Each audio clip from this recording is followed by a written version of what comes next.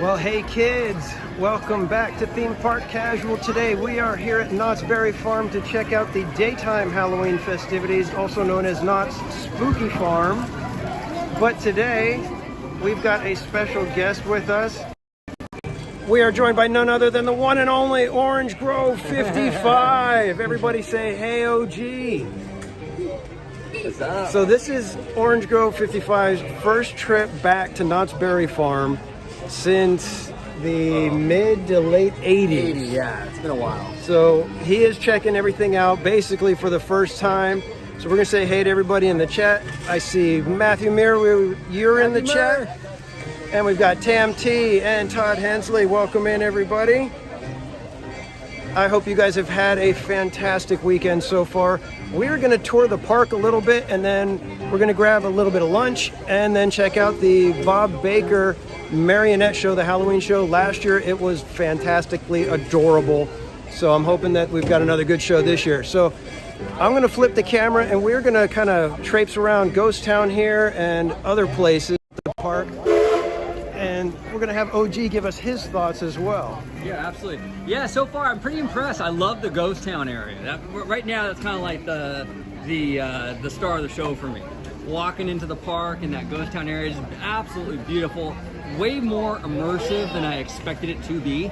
It's like Frontierland, like honestly times like 10.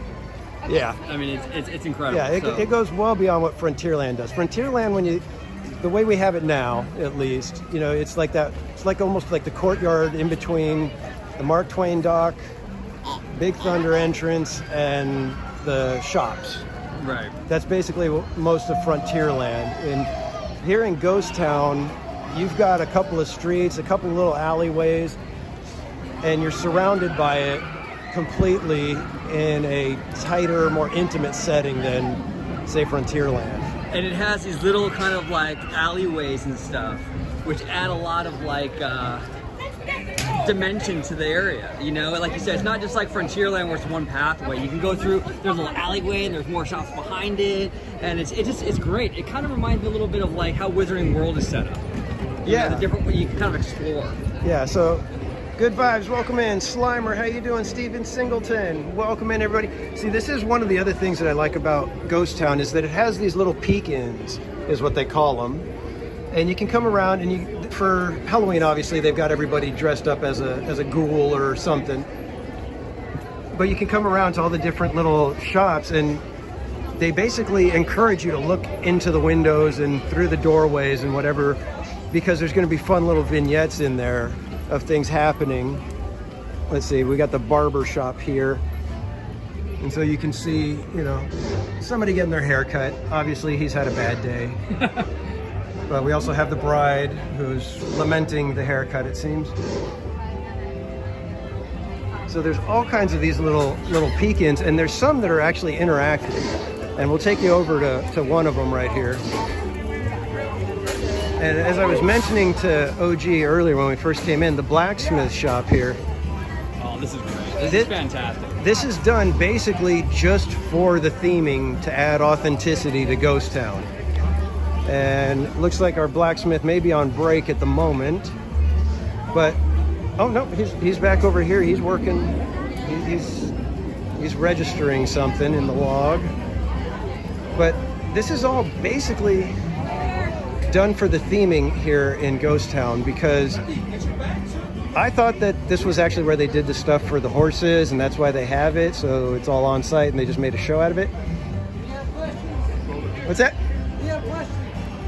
Do you have any questions? No question.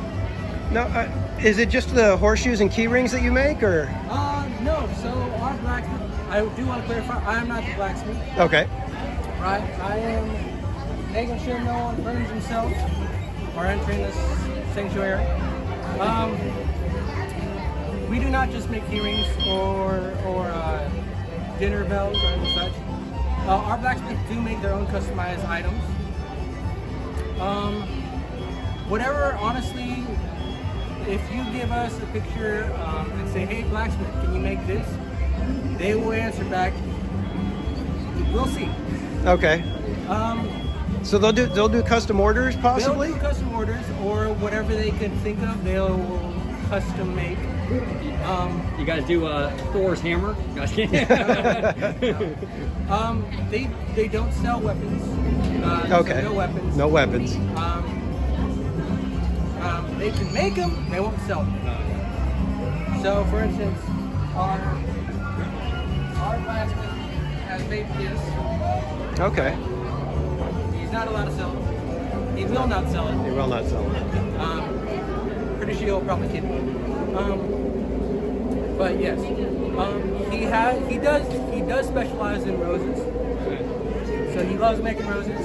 He makes other things. He makes hairpins. His name is Graham. Do you have a sample of the rose? I don't know if he has samples of roses, but if you come over on this side, he has his own. So he's telling us that the blacksmith makes his own custom stuff, and he has some specialties. Oh, is that one of the roses? So this is one of the roses that our blacksmith has made. One of our blacksmiths named Banjo made that. Okay. One of our blacksmiths named Jackknife made this one. Okay. So as you can tell, they have their own different styles. Right? And are those candle holders? Because they look, I can't tell if there's something. Candle holders right here. Oh, okay, cool. So they do have their own unique styles, Nice. right? Very cool. This is made out of a whole railroad spike, Oh, which very is why cool. this is a lot thicker. So our blacksmith Jackknife has worked a lot longer. He's our only full-time blacksmith. His name is Jackknife. Jackknife. Yes. So he makes. I can find a railroad spike to show you what it is. This is what he made it out of. Okay, so he took incredible. one of He those, took this, turned it into that. turned it into the rose. That's incredible. Very Yes, cool. exactly. This is amazing. Yeah. Now this is our buddy Oh, there it is. Justin Scar, Yeah, right? just so everybody knows, they've got a lot of different brands on here that they've created, and that one, if you guys know, is Random Land. Justin Scard had one made with his logo, and someday you guys may see the TPC logo out here sometime.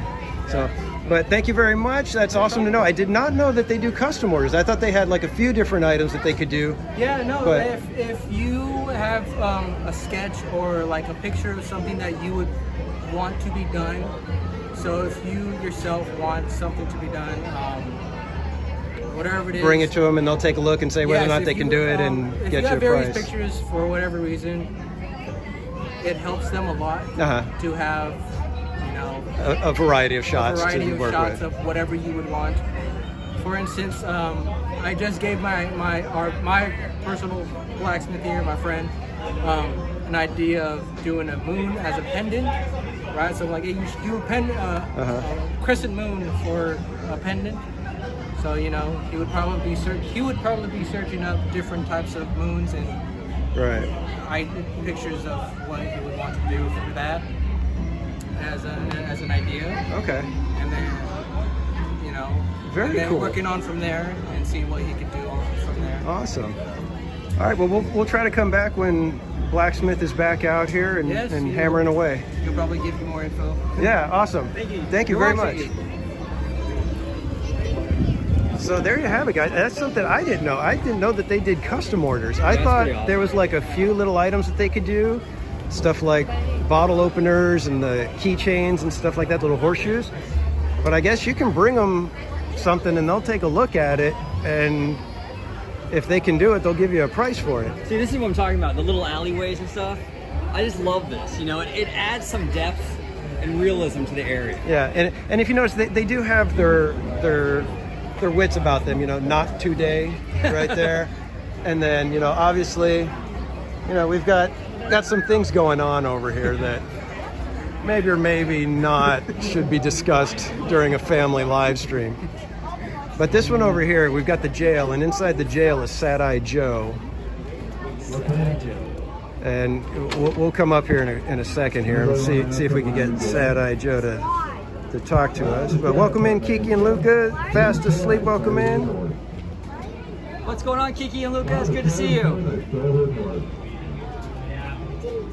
Steven Singleton says, "Go Broncos." What's up, Todd and Slimer? Good luck, Broncos. Good luck. I'm taking you. You gonna get me out of here? No. I want to get me out of here. See, Dad. See ya. I am a good guy. Well, hello, Reverend. I think the kids get a little nervous when the Sad-Eye Joe starts talking to them. Hi, how you all doing? I got mallard. Duck. Marco, looks like a pirate. That's a mallard duck. What's that? Yeah, fast asleep. We were looking at the all the different brands that they had done in the wall on the one side, and I knew that Justin Scard had his. We found it on the other side though. We found it on the street side of the blacksmith shop. Won't be able to break the bar again. All right, so OG, why don't you come in and talk to Sad-Eye Joe? What's going on, Sad-Eye Joe? Well, hi there. How you doing? Doing pretty good. You're looking kind of sad, buddy. I am looking kind of sad. What's on your mind? Well, usually getting out of jail. Well, maybe we can come back a little bit later when there's not so many people around. Okay, sounds good to me. Okay. All right. Bye, have a good day. We will be back. Take it easy, Sad-Eye. Oh, oh. So that's one of the interactive ones where you can actually talk to Sad-Eye Joe, and he'll talk back to you. And actually, let's go into they got something for Spooky Farm. It's the Creepy Critters of Calico. And so they've got all sorts of different critters in there. Some of them rather typical, others a little more exotic.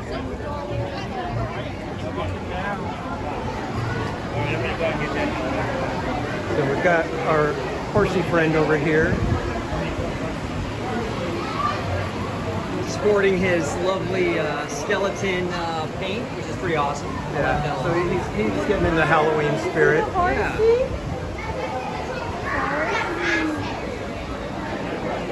And then right here we've got a chameleon, if you guys can spot him right there. He's dead center in the screen right now. And then what do we have here? We got a green tree monitor lizard. Let's see if we can spot this guy. Where is he? Oh, there he is. You can see him right up there. This mesh is taking over. Yeah. Look at that tail, man. Isn't that crazy? Yeah, look at that. Let's go see if we can find some other little critters over here. Oh, we got a little snaky dude that's trying to get up over here. Looks like he's trying to get on that log, and he doesn't know why he can't make it to the log. John Wahey, welcome in.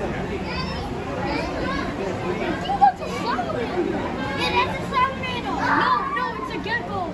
We got more snakes here. They're sleeping right now.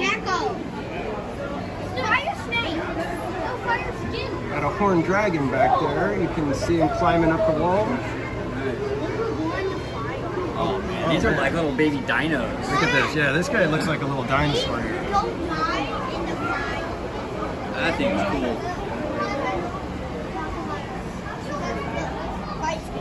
Let's see what do we got here. We got a red Aki monitor lizard. Oh my gosh, that raised me up. There's a snake inside. And then we got a tiny Godzilla here. Tiny little Godzillas. They're kind of exactly what they made the Godzillas look like nowadays.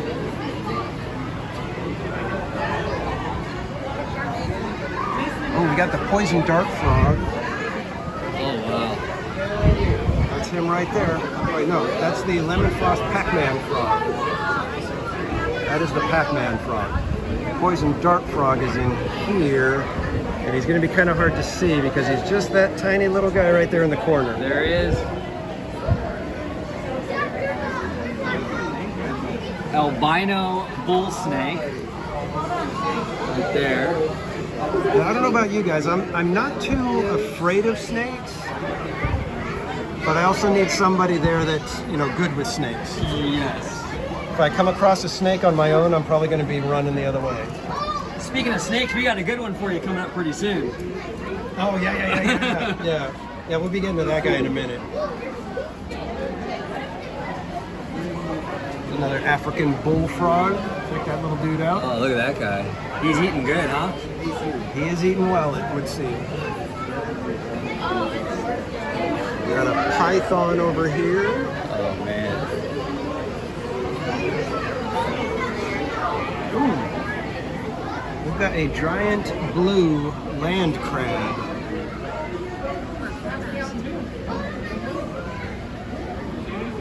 Man, some of these animals are just so creepy looking. You see that guy back there? I think he saw us. Yeah. He's got like a turtle head and a lizard body. Yeah. That's weird. And then we got these guys just grabbing some sun. Yeah. Just chilling. All right, let's go check out the big guy.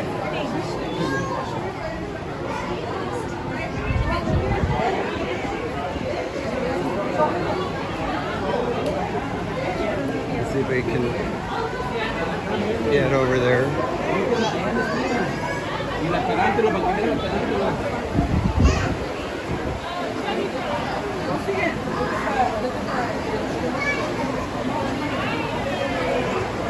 Iguana up there hanging out, trying to get some sun.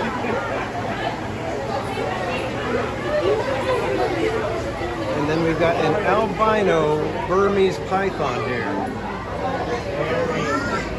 That sucker looks like he's probably what, at least 8 feet? Yes.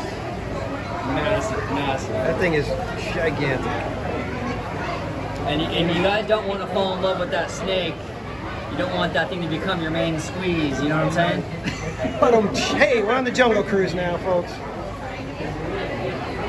Oh yeah, no, I appreciate it. Thank you. Do you see that, babe? And over here we got some turtles. Let's go see if we can spot the turtles. Oh, there he is. Over here we got none other than Mitch McConnell. That guy's huge, dog. Marty Snyder, what's going on, man? What's going on, Marty?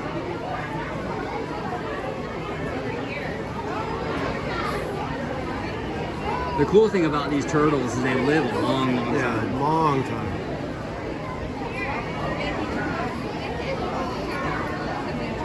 So that's the creepy critters of Calico.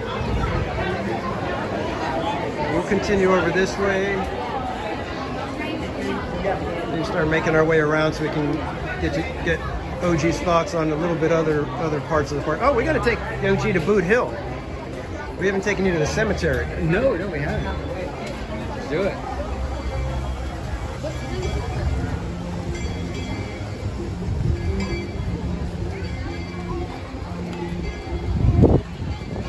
Over here we got Boot Hill that has lots of grave markers, and many of them have that same style as Haunted Mansion where they give you a funny little rhyme. Oh, that's cool. But there's also, I believe it's Hiram McTavish. You need to go stand on his grave. Come over here. I want to lay down and then... So let's see, Phineas Wary, saloon keeper. This one is on me. Then sacred to the memory of Barty Clay, who used awful language but paid his way.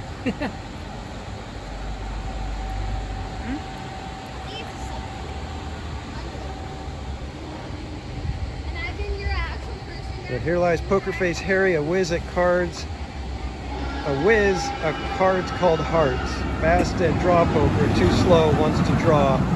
That was the joker. So go ahead and stand on Hiram McTavish's grave. Mr. McTavish. Do you feel I the can heart feel 'em, beating? yeah. Oh, that's creepy. So anyone who feels the heart beating will be Is it saddled with seasonal? good luck. Oh, awesome. So, Yeah, everyone has good luck. so, There you go. You got good luck.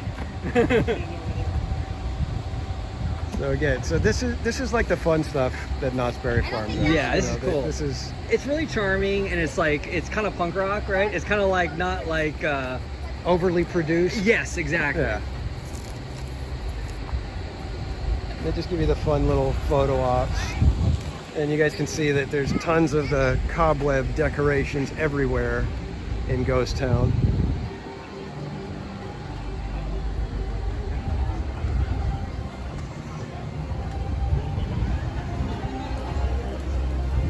Silver Stars Adventures, welcome in, sir. We are just taking our good friend OrangeGrove55 around the park. Brady Gaming, welcome in. In fact, let me go ahead and put OG's channel link in the chat. So if you have not checked out OG55 on YouTube, by all means, go give him a look. And we're going to take OG in here for the first time. He hasn't been in here today. And this is the Western Trails Museum. So this has actual artifacts from the Western days. Hello. So we got the cards of the ladies.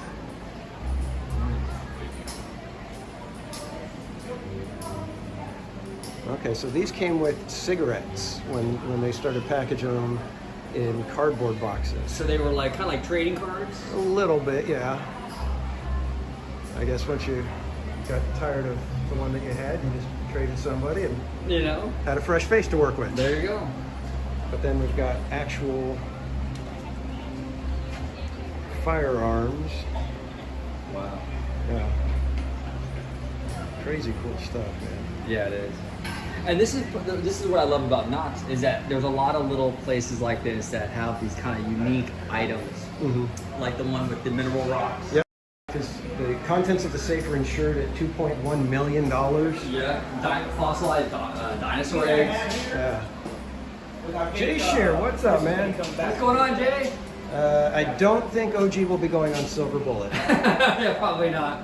And Marty, yeah, we just went over to Sad Eye Joe. We told him that we were going to come back later and bust him out, and he said, "Okay, we'll see you later then." So we got all sorts of different spurs that jingle, jangle, jingle, and all those are all horse bits as well. There's mule bit. If you're not careful, if you're insured, I'm not going to show you that because they can snap. You don't want it to snap. We got more firearms. Look at that display. That display just looks cool. Wild, yeah. Yeah, let me let the gentleman do that. So that's a cool display. Did you need to get by? No, I just want to show them the music box. I just want to. Oh, may we see? Sure. All right, so we got a music box. Want me to explain it to you? Sure. Absolutely. Let me explain to you who I am. You can kind of discern who I am. This was, it was built in 1898. Okay, so this is all lead crystal. That's 24 karat gold. Now, how you're going to do it is you're going to lift this lever up and hold it up. There's a gold arrow that's embossed on that plate. When that gold arrow hits that corner over there, you gently lower your finger. So it'll be like this. Gotta hold it up. Can you guys see the gold arrow? Or it won't play. It'll just die. I'll open it up. You can hear it better.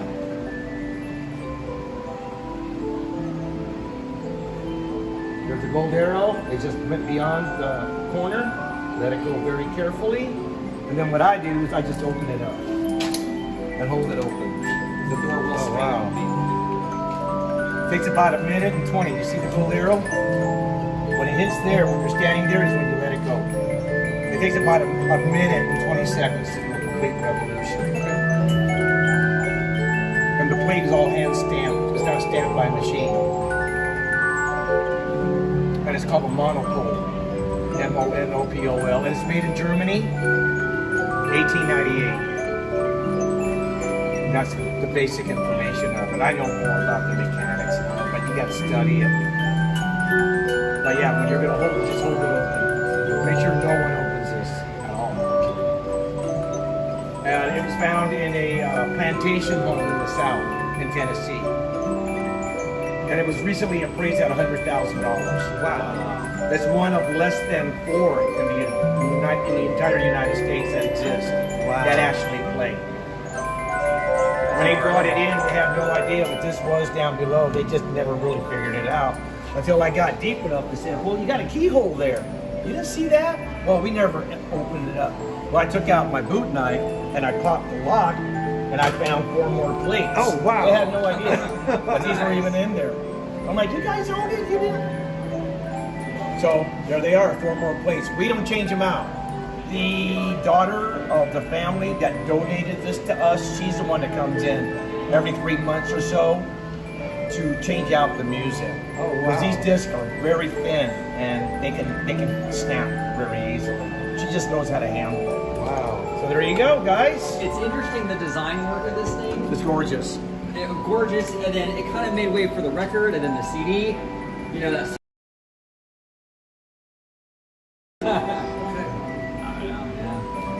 Something very similar to that. very similar, yeah. Okay. From the future. I don't have much of a future. Well, there you go, guys. I hope you enjoyed Awesome. it. That was Yeah, amazing. men Thank that you. are woodworkers and stuff, they come in here and they just marvel at it. That's amazing. This is all hand carved. Well, I was going to say, yeah, cut. this is all done before there was machinery to program it and tell it I want it exactly 1/8 of an inch or anything, and you had to do it all by hand and just by eye Absolutely. and take your time. Absolutely. Wow, thank There you, go thank for you your so enjoyment. much. Thank you. Appreciate it. So there you have it, kids. I mean, this is one of the things that I love Knott's for, is they keep the history. They're not afraid to look back and say, you know what, we had a history. Maybe some of it was kind of messy, but it's created who we are all today, and we can still build and use that same spirit to say, you know what, we can do better. Exactly. And always keep moving forward. Learn from it and do better. Yep. All right, let me catch up on the chat real quick. Rosebud, welcome in. EJ's Adventures, welcome. Keck44, how you doing? Rosebud, we are trying to stay cool. That's why we're indoors right now. Yeah, Walt Disney and Walter Knott were very good friends. In fact, there were several things here at Knott's that inspired Walt. If we have a chance today, I don't know, because it's a very busy day. It's a kind of a holiday weekend. If we get a chance to get over to Calico Mine Ride, you'll see that the queue, the way it hides a good portion of it past the marquee, that was what inspired Walt Disney to start adjusting his queue lines to be able to be hidden a little bit and kind of start setting the stage for the attractions. And you can see right there, you can pay 10 for a hen right there. Where is 10 it? for a head. Right there, right there. So yeah, these are all real artifacts from history. These aren't just, recreations or anything like that. This is all real stuff, because Walter Knott had a passion for it. He loved the history and collecting all this stuff. In fact, many of the buildings in Ghost Town were real town buildings that he had moved here to Knott's Berry Farm. We even have a roulette table. I wonder how many fights this one started. Oh, yeah. So again, just like I said, just really cool stuff. I mean, you could spend literally probably hours in here if you're a history buff or an Old West aficionado. Just so many things to look at. I mean, they've even got collection of barbed wire and razor wire. I mean, look at that. That's incredible, man. That's crazy.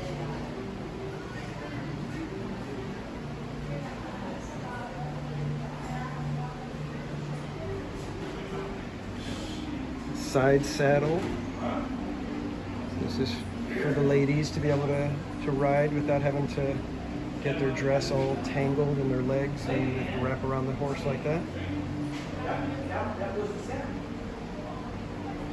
If Walt Disney and Walter Knott got in a fight, who would win? Oh, that's a tough one. Well, considering they're both dead,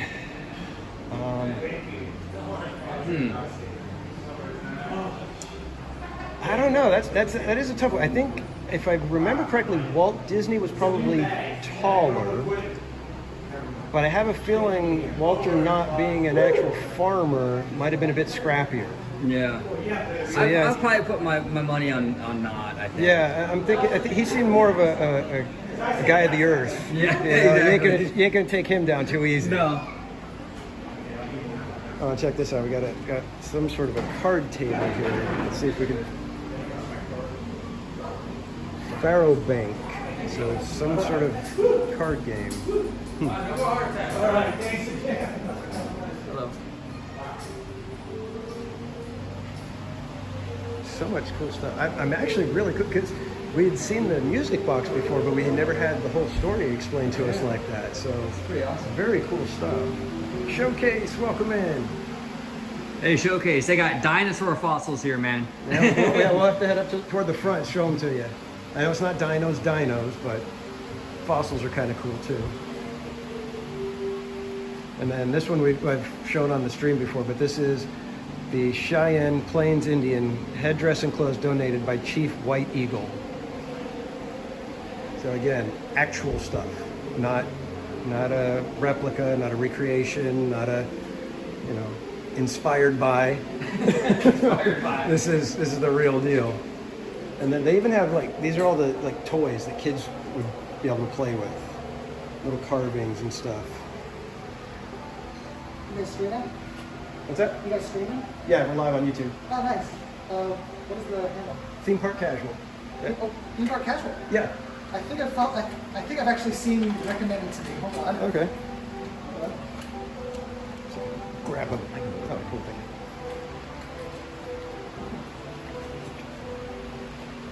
Get you up.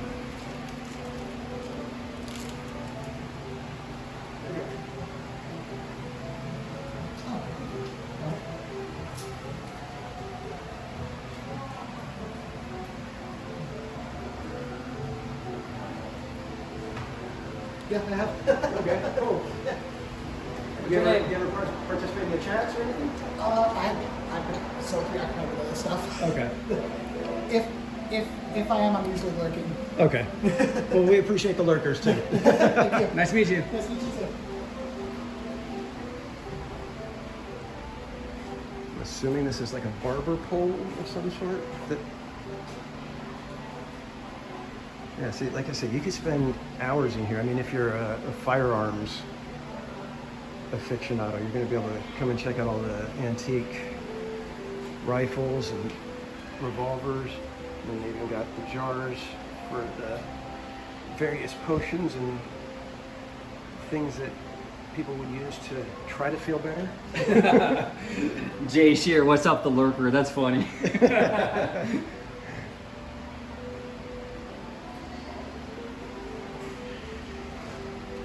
So we got plates and stuff, 1912 calendar plate.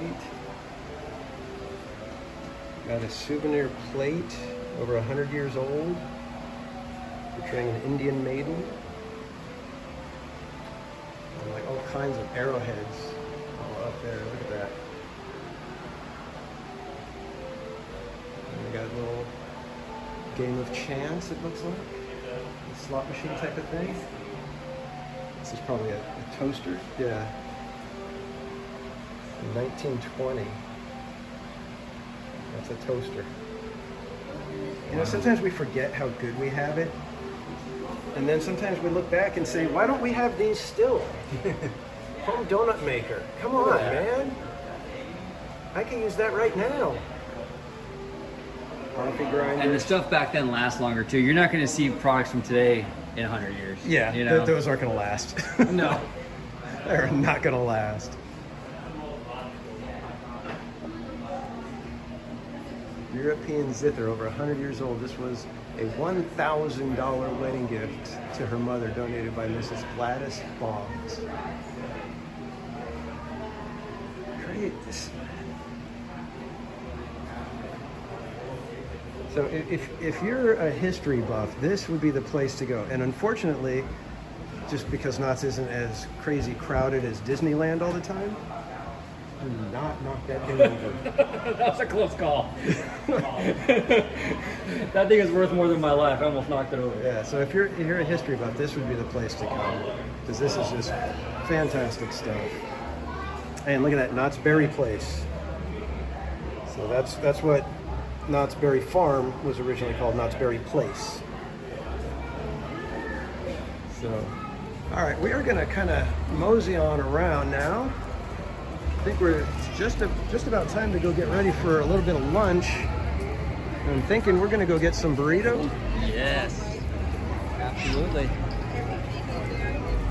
Oh, let's see if they're making some fresh churros right now.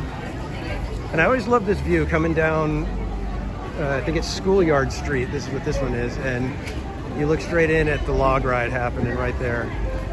Beautiful. Oh, they are pressing fresh churros if you want to kind of sneak around over here. I'm going to try to get in here and zoom in a little bit. So that little contraption with the four arms is what they use to make the churros.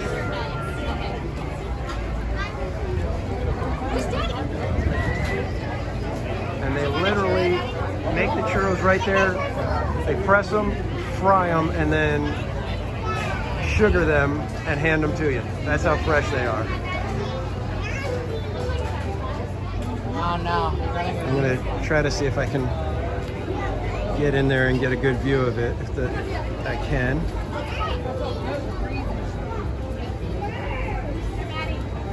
Yeah, Silver Stars, it'd be a great day. I mean, it's fabulously hot, but here we go. They are making churros right here.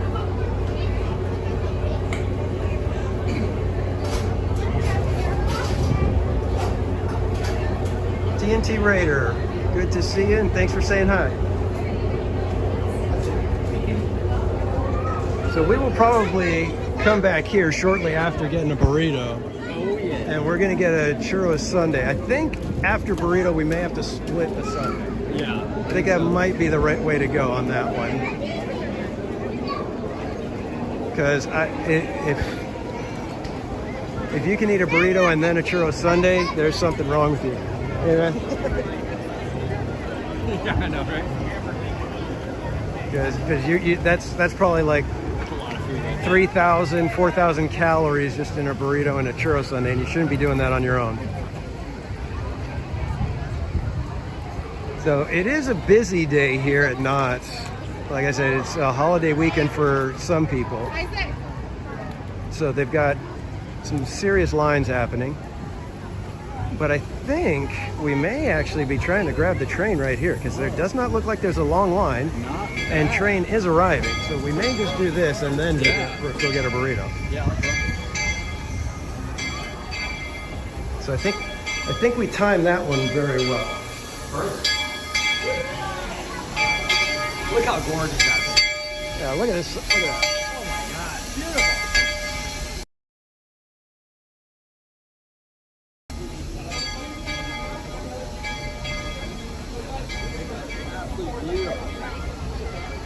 And here's the thing, the train cars that you see there, those are real antique train cars. Those really were on the Denver and Rio Grande Railway. And on the not so busy days, Knott's has a separate little, I don't know, I guess you could call it a train. It's more of a contraption, sort of, called the Galloping Goose. And that was basically kind of like a school bus with a little bit of an extra like an extra seating area behind it. And that would go on the days when they didn't have enough to load up a full train. They would just send the Galloping Goose up with a little bit of the mail or any passengers that needed to get up. I think it went from somewhere in Colorado, and it like ran between Denver and somewhere. On the train?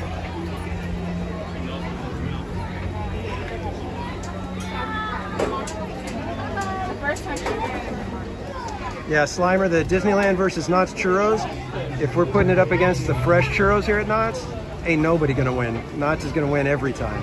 Those things are gigantic, they're crispy outside, nice and soft inside, and nice and warm. Silver Stars, cost of the churro by itself was $7.50, so not very expensive when you consider, I think Disneyland's are $6.50 for a plain churro. It's Thanksgiving tomorrow in Canada. Oh, that's right. Yeah, theirs is in October.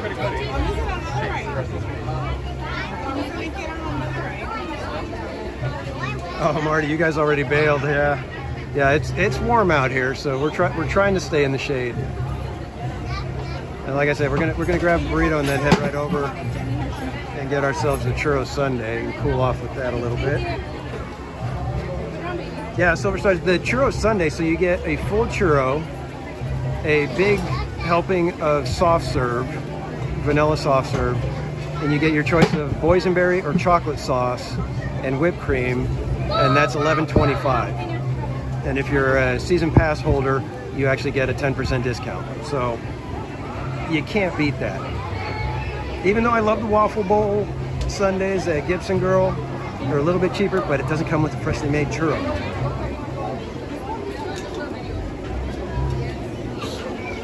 Amy and my doggy bodies, welcome in. Bugging out, welcome in. Yeah, we got to watch out for them bandits when you're on the train. Always got to keep an eye out for the bandits.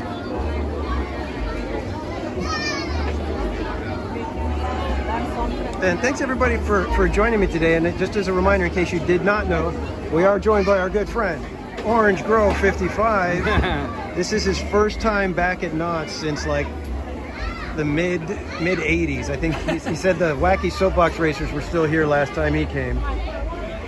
It's been a while. All right, Jay, you have a great day, man. We'll see you next time. Bye, Jay. So yeah, he's getting to check it out as he's gotten older and, you know, kind of delved into the theme park industry and commentary and stuff like that more. So now he's coming into this with a little bit of an aficionado's eye. So he's got some comparisons that he can make and, you know, be able to look at what they're doing right here. And there's actually a lot that Knott's is doing right. I love this train. I've been looking at this train all day long. I love how it's fully enclosed. Yeah. Compared to Disneyland. I mean, I know the Lily Bell is enclosed, but the rest of it's kind of open.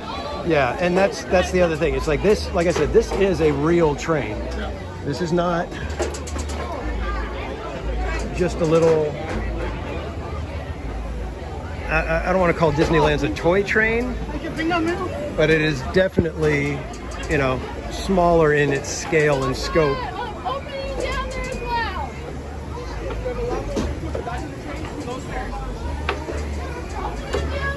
I think we'll take the front end. And maybe by sitting at the front, we will avoid any bandits. We're gonna go way up there.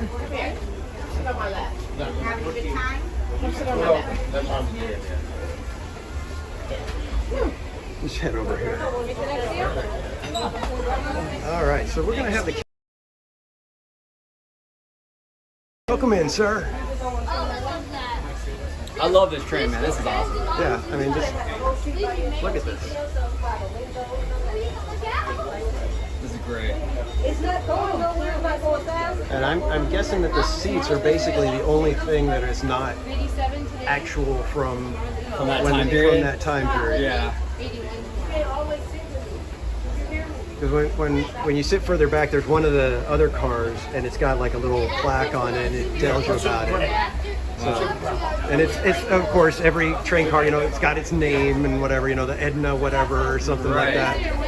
So it's always fun to be able to learn those kind of things. Theme park trains are like my favorite thing. I was telling Casual, I had no idea Animal Kingdom had a train.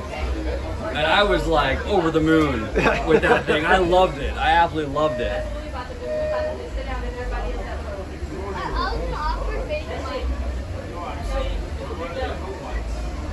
Jerry Minosa, welcome in.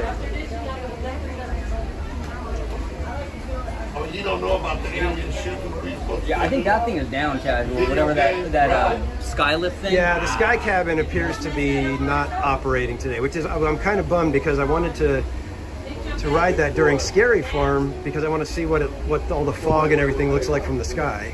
I'm curious what not Scary Farm looks like when you're that high in the air.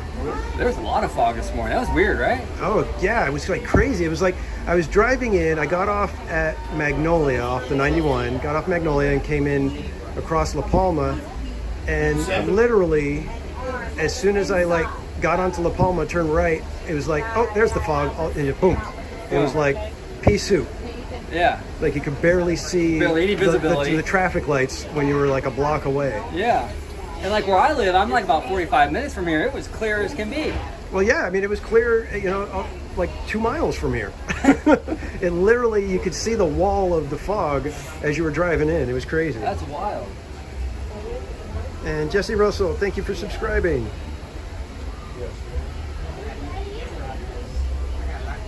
Yeah, Silver Stars, it's hard to compare Knott's to Disneyland. Yeah, two different animals. Two completely different. They're similar in a lot of ways. Yeah. But then they're also very different.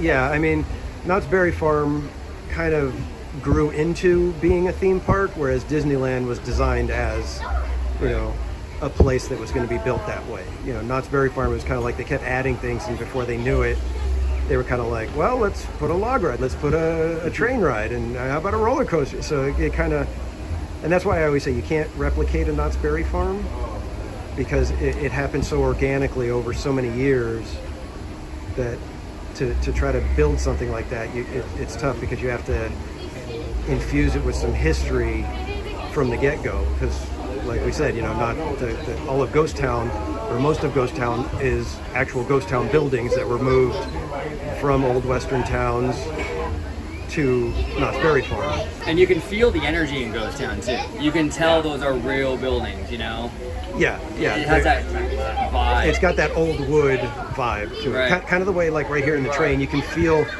that some of the pieces, it's like it doesn't feel like much of this has been replaced. It looks old. It's got that look that just says this wasn't done recently. Right. Maybe they may have, but even then, it's like they're still. It feels like this is an old train. Yeah, it's been around. Yeah, Vash, with Montezuma down, that one's actually the most worrisome of Knott's Berry Farm's issues right now, because Is that the one that went down when they were testing it and then went down again? No, that's Accelerator. Okay. Montezuma's Revenge is over near Camp Snoopy, over behind Jaguar. Okay. And that was a Schwarzkopf shuttle coaster, and I believe that is one of 3 that remain in the United States, possibly the world.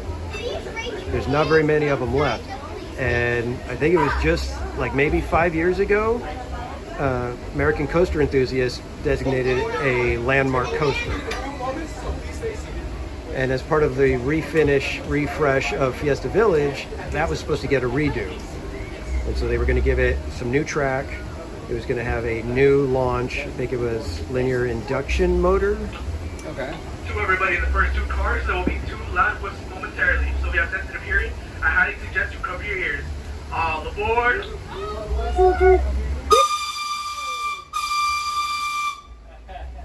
Okay, I can understand why they tell people up front that that's going to be a little sensitive. You can kind of you can almost feel it in your ears. It's got a squeal to it. We will need everybody to be seated at this time. Thank you. But yeah, Montezuma was supposed to get a whole refresh, new launch system, and actually have random launch sequences. Oh, random? That's crazy. Yeah, so there could have been times where you were launched backwards first. What? Oh, that's crazy. So yeah, it would have been fun. But I don't know, I want to say that what happened was that the company that they had originally contracted with came back and said, oh, it's going to be a lot more money than we had expected. And I don't know what the reasoning was, but it basically has put the project on an indefinite hold. And I really wish they would have gotten that kind of stuff hammered out before they started dismantling. Yeah, right, exactly. Railway opened up back in 1960 and been daily operations ever since. The locomotive and railway cars were accidents over 100 years old. That's from Denver and the Rio Grande. Railroad cars they tell tales of the Gold Rush, Cowboys, Trailers, That's another great train, Calico Mine Car. I love that. A lot of fun. And the spaces are so intimate in there. You feel really, it feels legit. You know what I'm saying? Like you're really going into a mine or something. Yeah, it's nice tight quarters, so you feel like, okay, this could be a real mine. Exactly. You know, the envelope of protection was not in use at that point. No. There are a lot of places where you could just scrape your hands along the sides of the rock and everything. Oh yeah. And if casual is still in the chat, I just spotted some fake grass. Casual, fake grass. Right over there. Casual? Oh, I'm not Showcase. Showcase. I was like, why would I be in the chat? Yeah, Showcase is in the chat. We saw some fake grass. Showcase is a huge fake grass fan.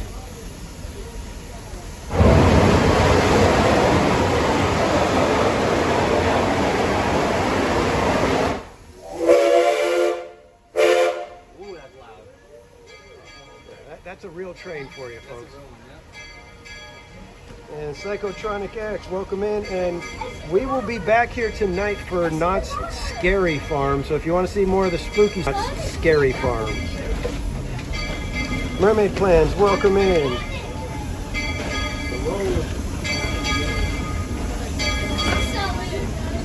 Oh, Fast Asleep in the chat says that one of the rumor is company for not telling them, hey, this is what you need to do, or this is what's going to be happening, and not. Oh no. Yeah, so that could be a weird spin on what happened, man. That's terrible.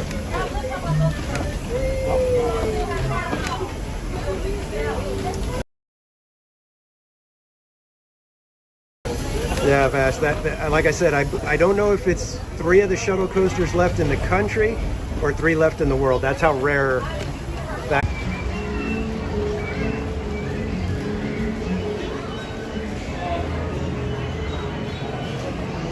All right, kids, if we're back, let me know. If you want to get in line for the burrito, you can. It's probably about a 20-minute wait right now, it looks like. Yeah, let's see if I can sit in here with Nicole. Reach over there.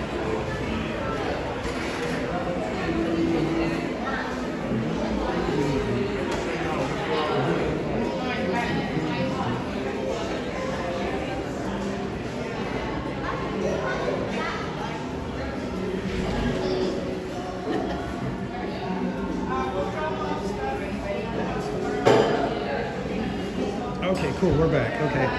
Yeah, so I basically suspended the stream and started it again. So I think that kind of gave it a little kickstart. So we're going to hang out here in the cool so that the phone can cool off a little bit, because I think that's what was happening. I think the phone was just overheated for a second there. And now I'm at least in the AC for the time being.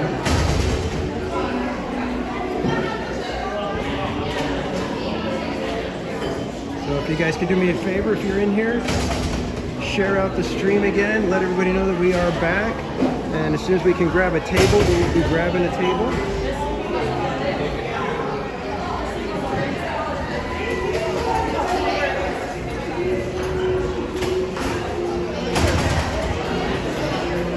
Dr. Strange, welcome in.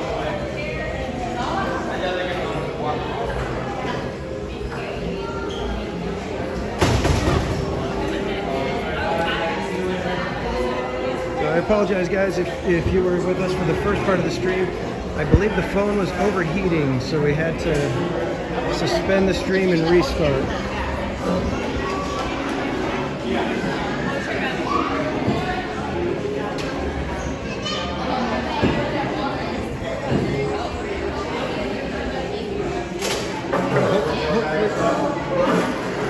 Were you guys not using this table? Okay, thank you. Alright guys, I'm going to put the camera here.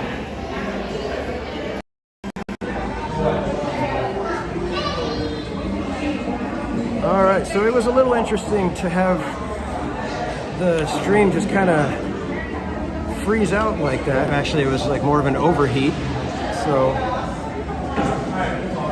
kind of crazy. I'm going to let OG know.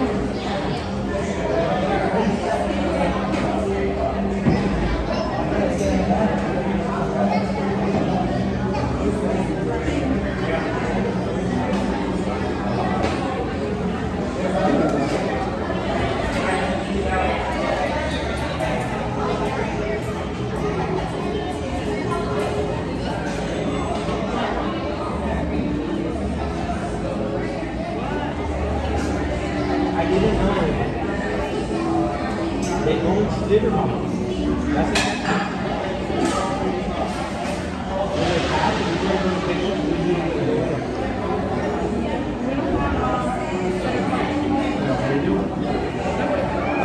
just had to let OG know that I've got a table over here so that he doesn't have to try to find a table. So, welcome back everybody. Again, my apologies. It's, like I said, it's a warm day over here, and I think I don't know if it was the heat or the humidity got to the phone, because it was just done. It was doing nothing. All my numbers froze. Everything was in a state of not wanting to do anything. So, but thanks for everybody for hopping back in. We're still going to be hanging out. I think after here, we're going to try to catch the Bob Baker Marionette Show if we have time. I believe it starts at 3 o'clock. I'll double check that. But that is a fantastic little Halloween show. Last year it was so fun. I hope they do some of what they did last year. Maybe change it up just a little bit. But last year's was a great little show.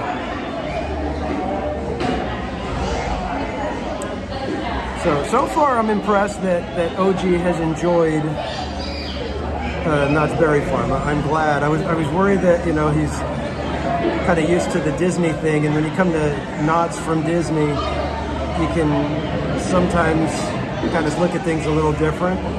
But I think you have to kind of put Knott's into perspective when you're giving a little bit of critique. It's not at the same place as Disneyland kind of thing. So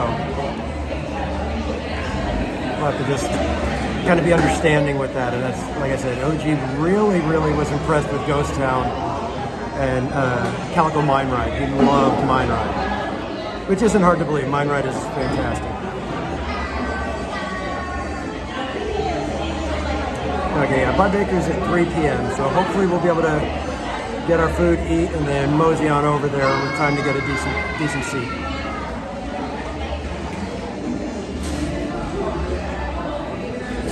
And it's kind of nice because OG doesn't do the big coasters, so we don't have to worry about getting on all of those, and because those are like hour waits right now, at least for all of them. Some of them probably more. Like Ghost Rider, I would guess, is probably closer to 2 hours right now for that one. So thankfully we don't have to, I don't have to worry that, oh no, he's missing on some of the coasters. He doesn't care about them, so that's good. All right, Rosebud, thanks for hanging out today. We'll see you next time.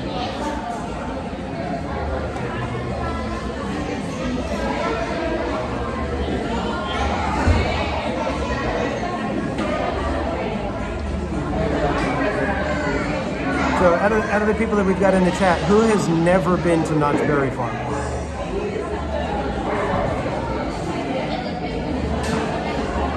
Slimer, I think you said you've been to Knott's, right?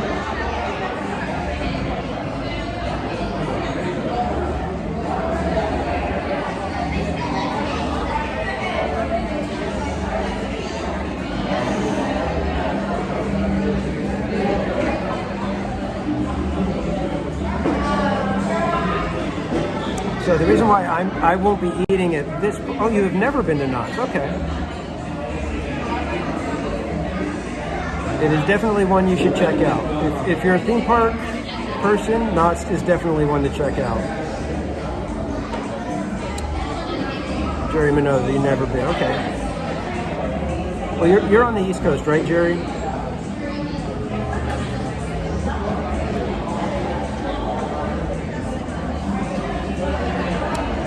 Yeah, it's funny, when I started streaming, I started with just Knott's Berry Farm. That was the only place I had a pass for, because I didn't have a chance to get the Disneyland Magic Key.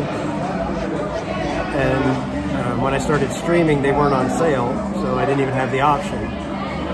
And then last November, they went back on sale, and my father-in-law, for Christmas, got us the Magic Keys.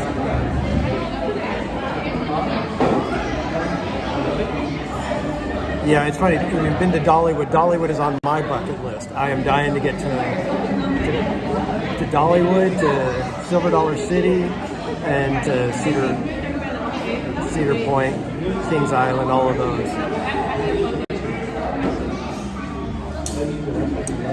Marty, yeah, I haven't tried the what is it, papas mexicana now. But basically the French fries or tater tots with toppings like carne asada or chicken. I haven't tried those yet. I tried the burritos here at Casa California on opening day, and I was disappointed. I was like, I can't believe they're charging those kind of prices for a burrito that is just barely bigger than like a burrito supreme at Taco Bell. But I have since come back, and I agree, it is one of the better food options here at Knott's now, because the burritos are sizable, and I don't even get a lot in them, and you could get more stuff. You could get like all the grilled onions and peppers, you could get a bunch of different salsas, and I don't get all of that, and it's still, for me, a good deal. So Graceland, I would actually like to check out Graceland. I'm not like a crazy big Elvis fan, but just the history of it, you know, the kind of quirkiness about it makes me want to go.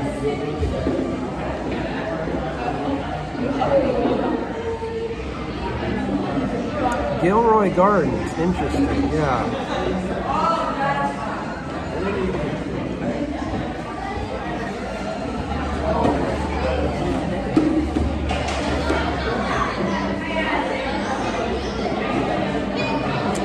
Yeah, I've heard a lot of good things about Dollywood.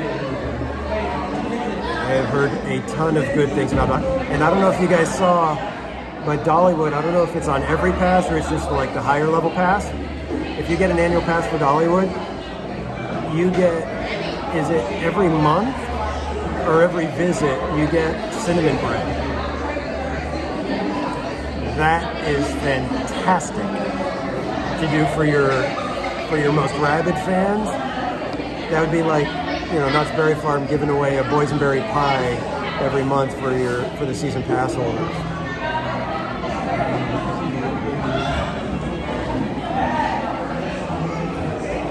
I guess you could say Disneyland, they would have to give away a Dole Whip, but that's kind of small on the scale. Like the cinnamon bread looked like it was a decent sized loaf that could feed like 2 or 3 people.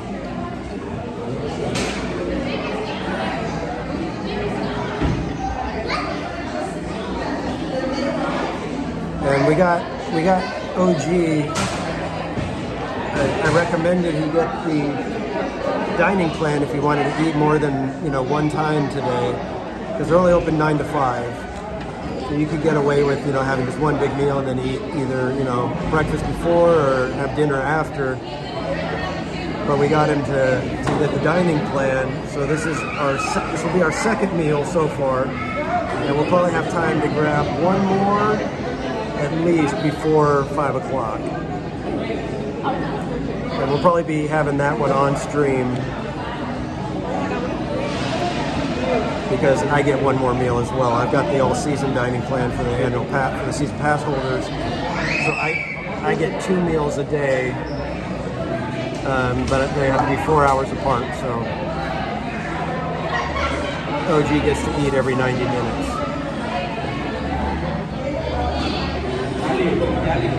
Yeah, we'll be able to get at least one more meal for OG before the day is over for him.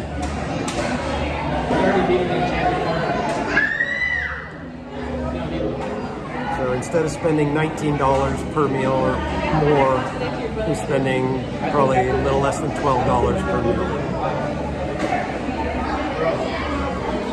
And we got the beef brisket earlier over at the barbecue place, and OG got some good chunks. I asked for one of the burnt ends, and that was heaven for me.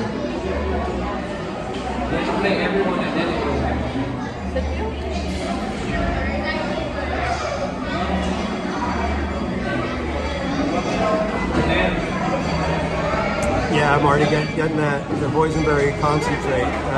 That's good stuff. I always get the boysenberry punch when I get my drinks. I'll either do boysenberry tea, so I'll mix the tea with the boysenberry punch, or I'll do lemonade. That one, if it's a really hot day, I usually get the lemonade. Hey, Crystal Ray, welcome in. Sorry guys for the shaky camera, I need to plug you in. I inadvertently plugged in the gimbal instead of the phone, so you gotta get the phone some power now. Get that juiced up again.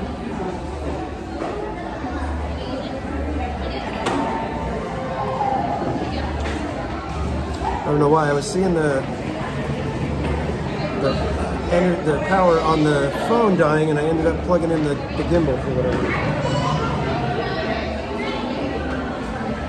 You guys got me talking food dining plans, and I get all discombobulated. Hey, JT, welcome in.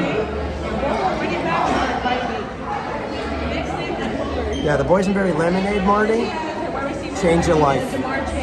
All right, sorry for the shaky cam again, guys. Give me a second while I get it plugged in here. All right. We are all set. You guys are getting juiced. That didn't sound right. The phone is getting plugged in and charged up. How's that? That sounds better. Yeah, I like this hat. I kind of wish that it had a purple K, but I'll go with the black on black. I think it would have looked even cooler with the purple K, personally. Boysenberry purple, obviously. But they also have a blue hat that's inside the K. It's the Stars and Stripes, and I really want to get that one too.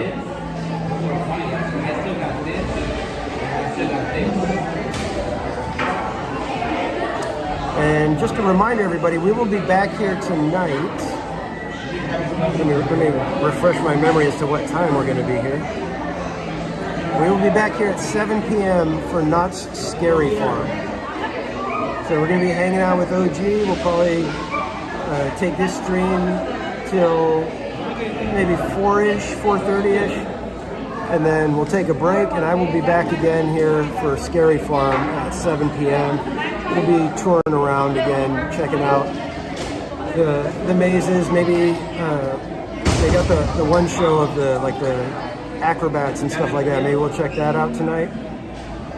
And I do kind of want to hang out and get some of the ambiance in the scare zones.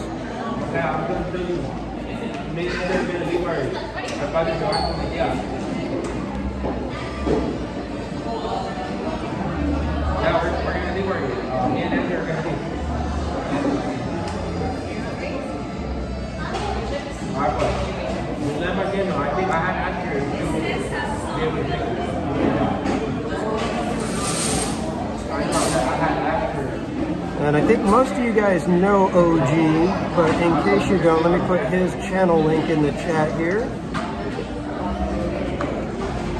Dadman Walking 55, welcome in. How you doing? Lurking until I'm done. Okay. I think I mentioned it to somebody we ran into earlier today. We appreciate the lurkers as well. Trying to see if I can spot where OG is in the line, but I can't quite tell yet. It's probably a good 20 to 30 minute line. Are they good?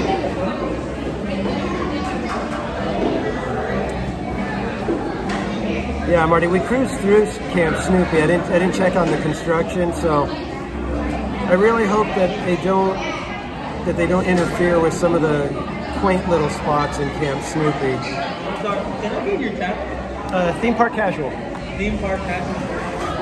Sorry, for the Zero too. Oh no, not at all. I was like overhead. I was like, I don't know much. That means. Oh, cool. Thank you. Appreciate it. Have a great day. You too. And thanks for the table.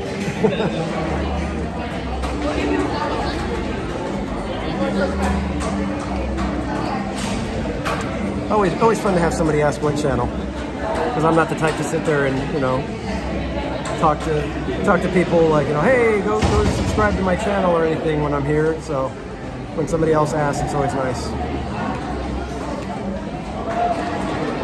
I brought my lantern because I thought that they had a little spot where you can get a free plush by showing the lantern, but I believe they are sold out of, so I was kind of bummed. Partly because I wanted the plush, but also because I'm lugging around the lantern today for no reason, it seems.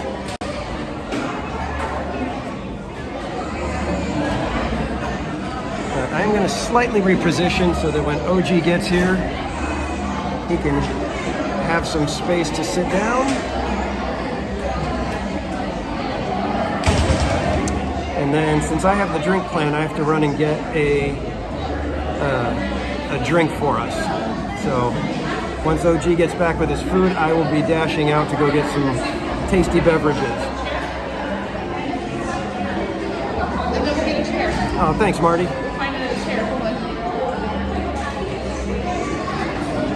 Breeze Airways, their new airline company. They have flights from Anaheim to Orlando and vice versa for dirt cheap. I do have somebody coming. Yeah.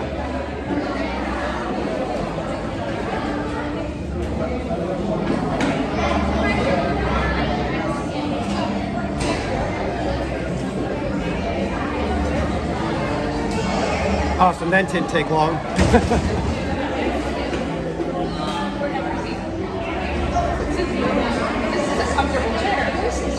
I would hope that the flights are quality flights though, for $50.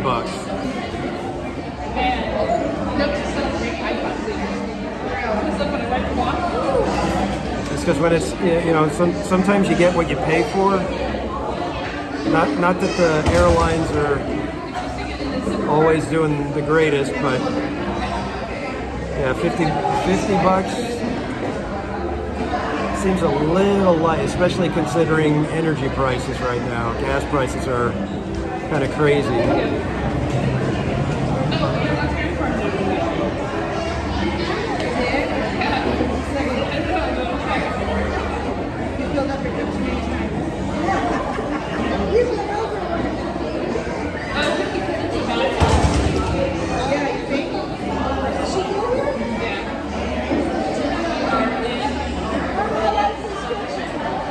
$150 to check luggage, gotcha. So if you're just escaping town and on the run, that's your airline.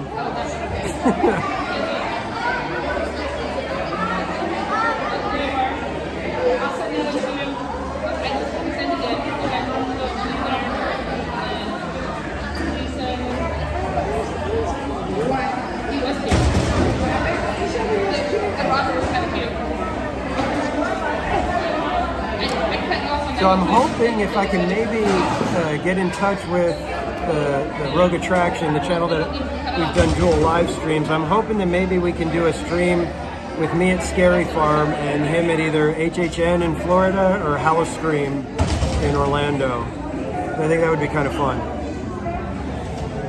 Compare the scare zones. You were just kidding? But you might not be kidding. That's what's funny, Marty. Is it could be that that's what the issue is.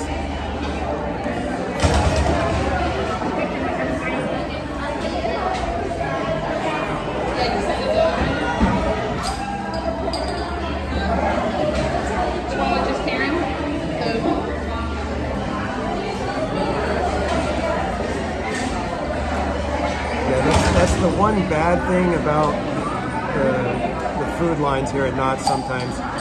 If you catch it at the wrong time, you're going to be waiting.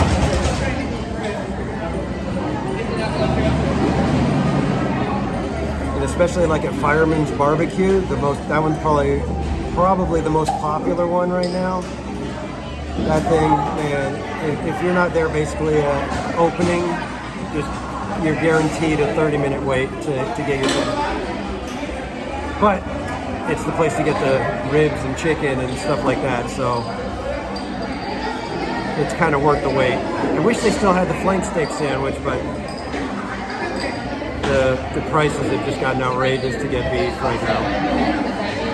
So I get it.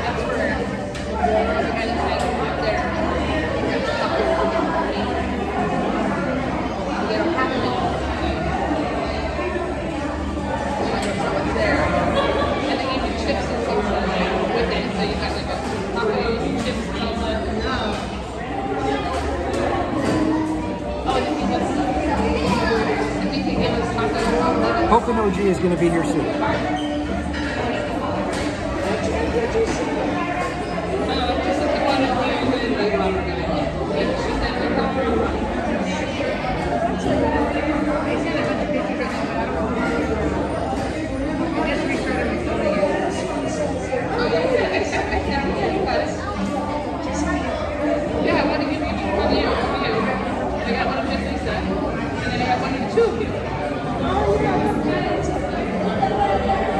my God, Sutter's Grill was 50 minutes?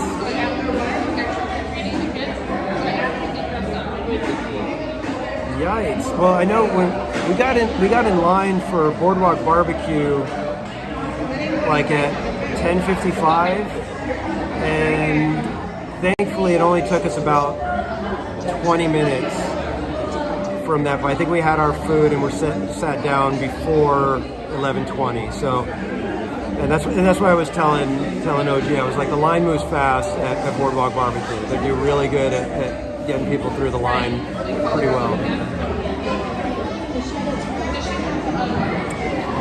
Slimer, if somebody gets me tickets for a vacation in Orlando, you know, if you guys pay for the theme park tickets and a hotel, I will test out Breeze Airways for you guys. I'll be happy to. I don't know if my wife will be happy. So we'll just make sure the life insurance is all paid up, and we'll give it a shot.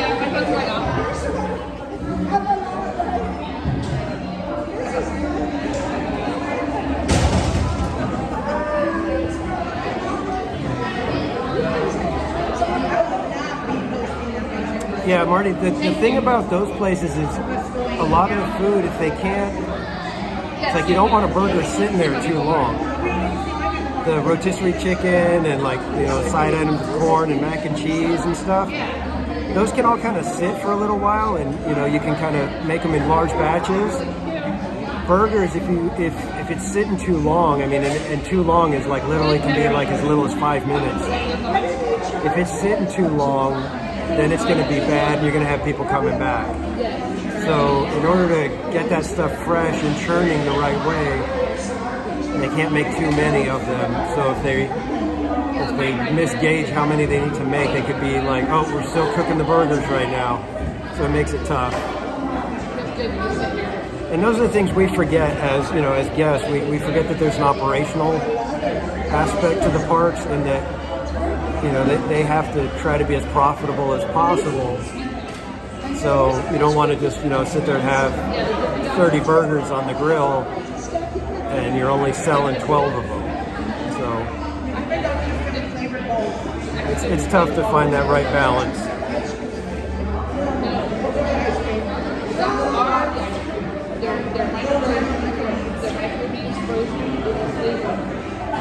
That's why I prefer Boardwalk Barbecue when I'm in a hurry for some food. If I'm like I really got to eat soon, then Boardwalk Barbecue is the place that I go.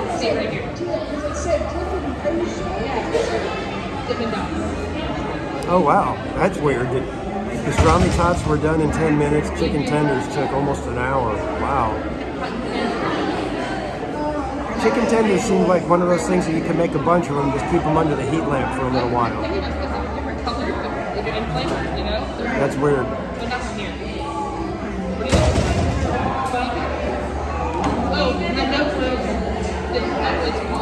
Hey, Victor Unboxes the World, welcome in. We are going to be trying the Calico Candy Mountain tonight at Knott Scary Farm, seeing if maybe it's working or not. We get the witch. We did get the Pink Fairy. Oh, excuse me. We did get the Pink Fairy for Calico Candy Mine daytime, but we'll see if we get the change over to the witch for Scary Farm. Have you noticed it working or not, Victor? I'm just curious, because ever since you mentioned it, I was like, I've been trying to see if anybody has been able to catch it, and I haven't noticed it.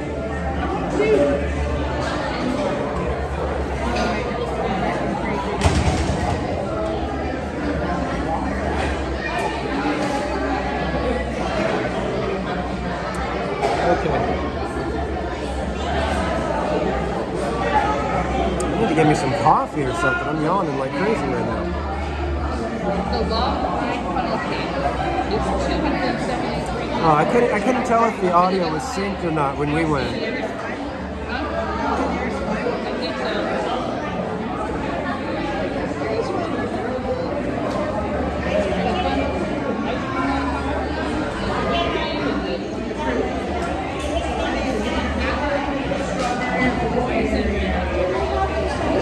this line is taking a little bit longer than I expected.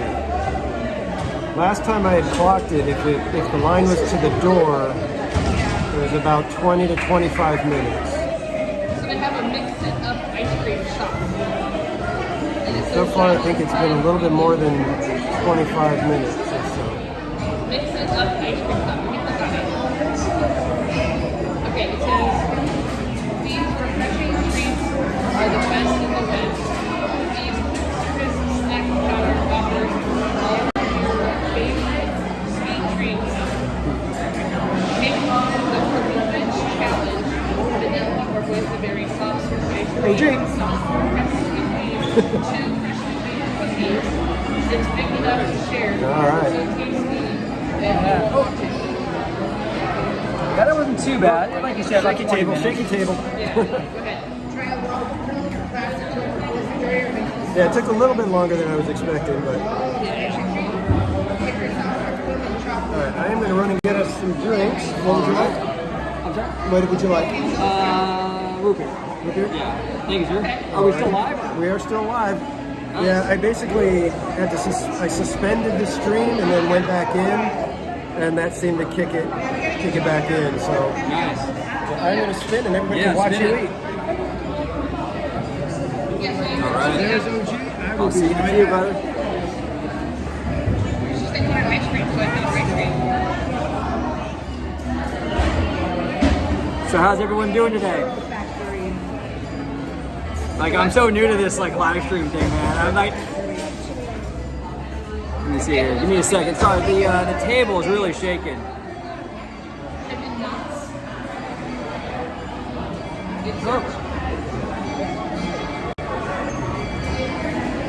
One second, everybody.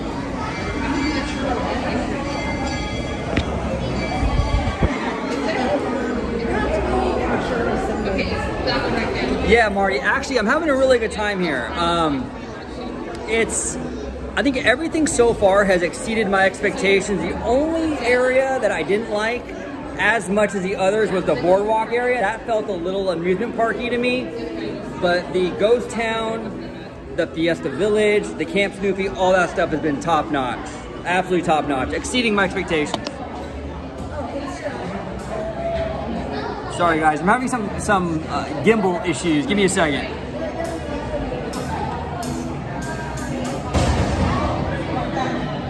So where was the churro go?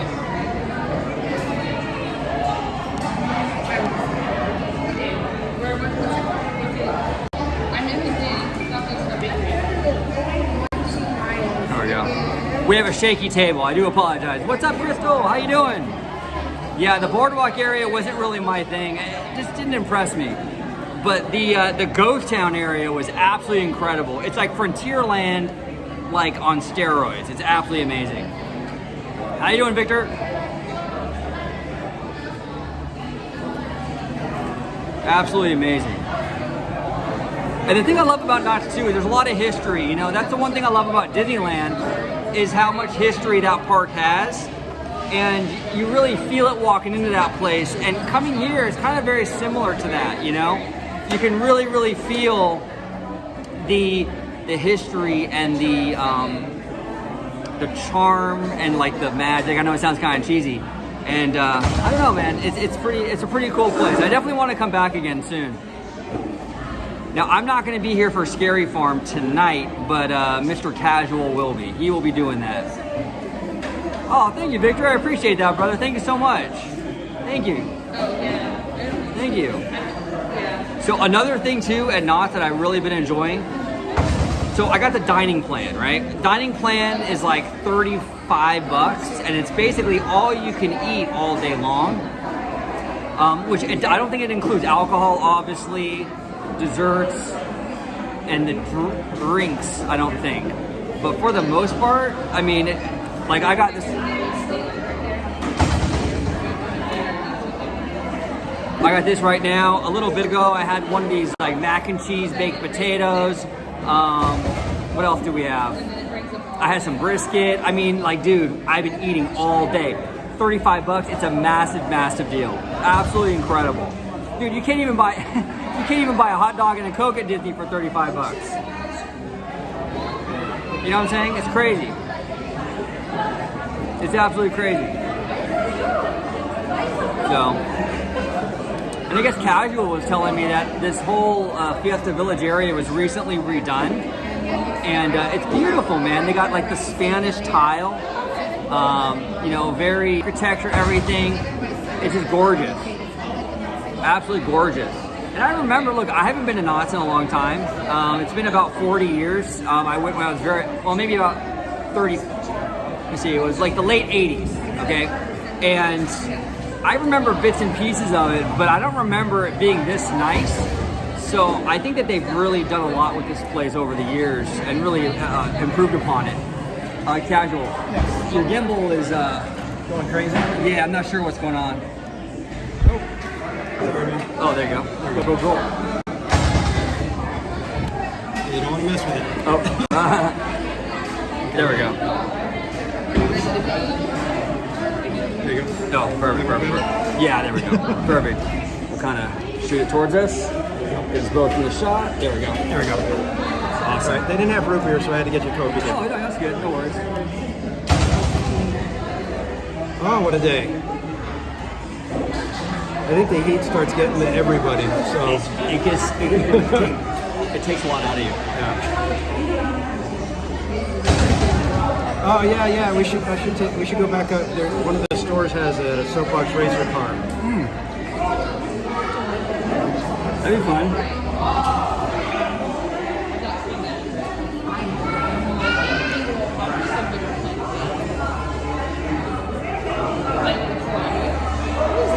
Yeah, I really wish they would figure out a way to bring back the soapbox racers in some format. I mean, if they took down Accelerator to get back something like soapbox racers, I'd be okay with it. Yeah.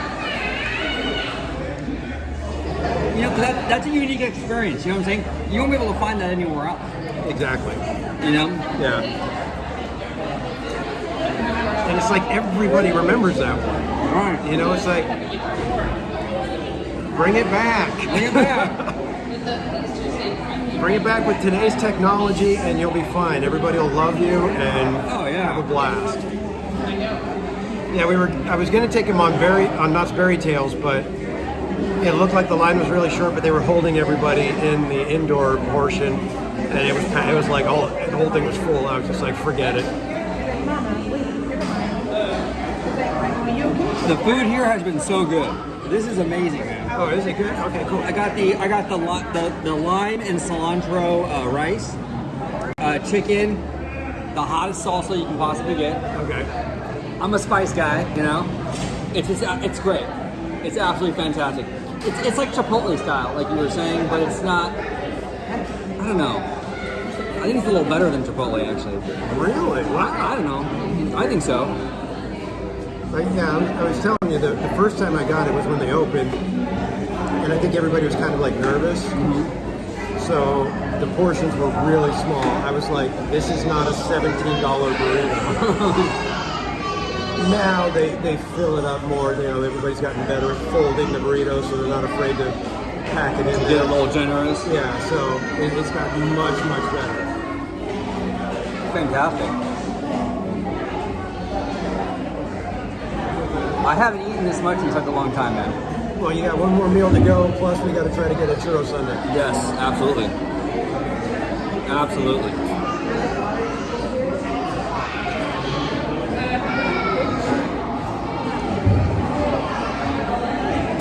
Yeah, I agree, Victor. I mean, it would be so much fun to have the wacky soapbox racers, you know, racing again, you know, and do like I said, do it with today's technology. You could do, you know, in that space, if they did it right, they could do a coaster with a dark ride portion. And that would just be so perfect.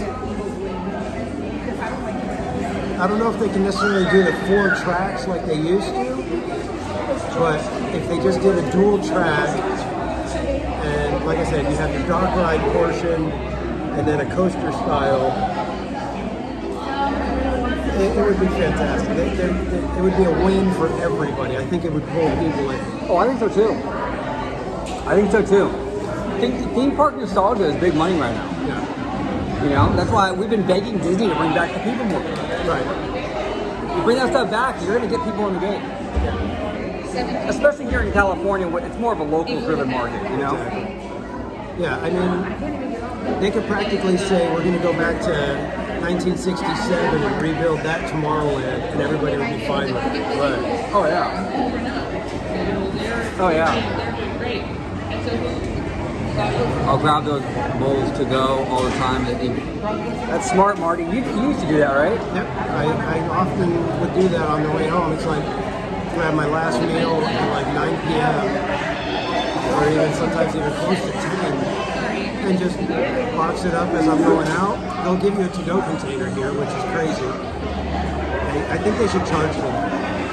Because almost all of season pass holders do that all the time. They'll come here for lunch, box it up, and go. Yeah. If they would charge like $1 for a to-go box, it would mitigate that a little bit. A little bit. Keep them on property. Yeah. But even that, I would probably be willing to pay $1 at that point to be able to take home the meal. And I would not fault them for something like that. I'd be like, oh, that's a little icky, but I get it. You get it. Hey, you're coming to the theme park. You're paying you're getting a great deal with the all-season dining, and then you're adding to it by take-home box and leaving and having it for lunch. It's like it's a bit much. You're kind of taking advantage at that point. You're taking advantage. Because you're right, they're already giving you major deals here. But I was shocked when Casual told me $35 for all day dining. I was shocked. They're giving it away. Practically, yeah. You know what I'm saying? Yeah, I mean, it's tough to be able to, we were hoping for 4 meals. I think we're only going to be able to get 3, but still. Yeah. They're 3 sizable meals. Oh, yeah. And if you came with your family, if there was 3 of you, you could get that one and just share it, because you could have, you just make sure you eat breakfast before, and then everybody eats once, and then you have dinner outside the park for a little bit cheaper. Right. So, right.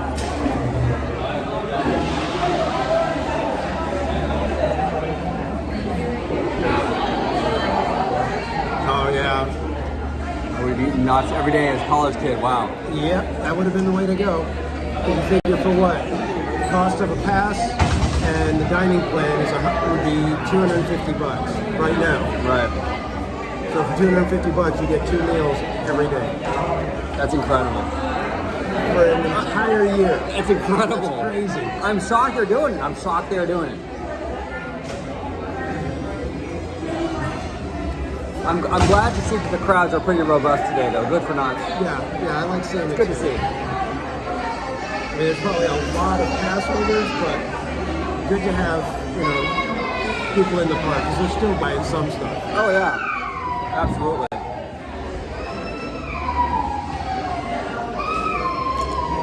Slimer here says, yeah, that's ridiculous. Adult dining plan in Walt Disney World for 2024 is going to be $70.90 per day. Per day. And you'll have all kinds of restrictions on where you can use it. Oh, yeah.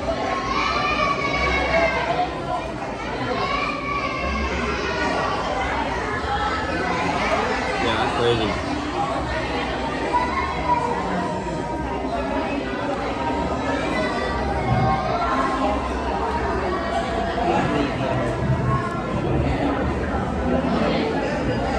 Wild. Yeah, that's what I try to tell everybody. Knott's, even though, it's got some things are not quite the Disney level. Yeah. But for the value that you get here, it beats Disney. You know what I mean? Oh, it's yeah. Like Disney does not have anywhere near the kind of value that Knott's has. No, they don't.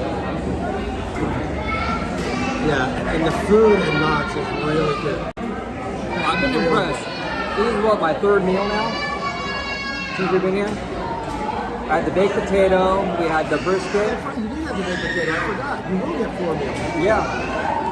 That's right, my bad. I thought we were only going to get you 3 meals, but yeah, we're going to get you 4. 4. And they've all been really good. Yeah, we got him the baked potato, and you did the chili mac, yeah. Sorry everyone, we have a screaming baby in the house.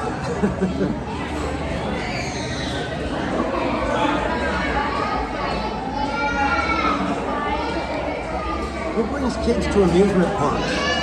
I know. It's like, come on. What are you, crazy?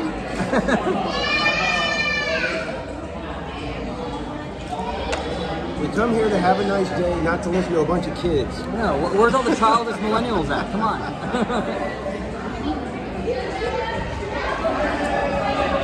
That's funny. Oh yeah, Marty. When Knott did the taste of events while the shutdown was happening, that was absolutely brilliant. That was one of the coolest things. Yeah, and it was smart because it got everybody to understand that Knott really does food good. It does the food really, really well. Yeah. Although I've got to say that the tasting cards are a little overpriced now. We're getting to the point where they're not as good of a value as they used to be. What are we looking at now?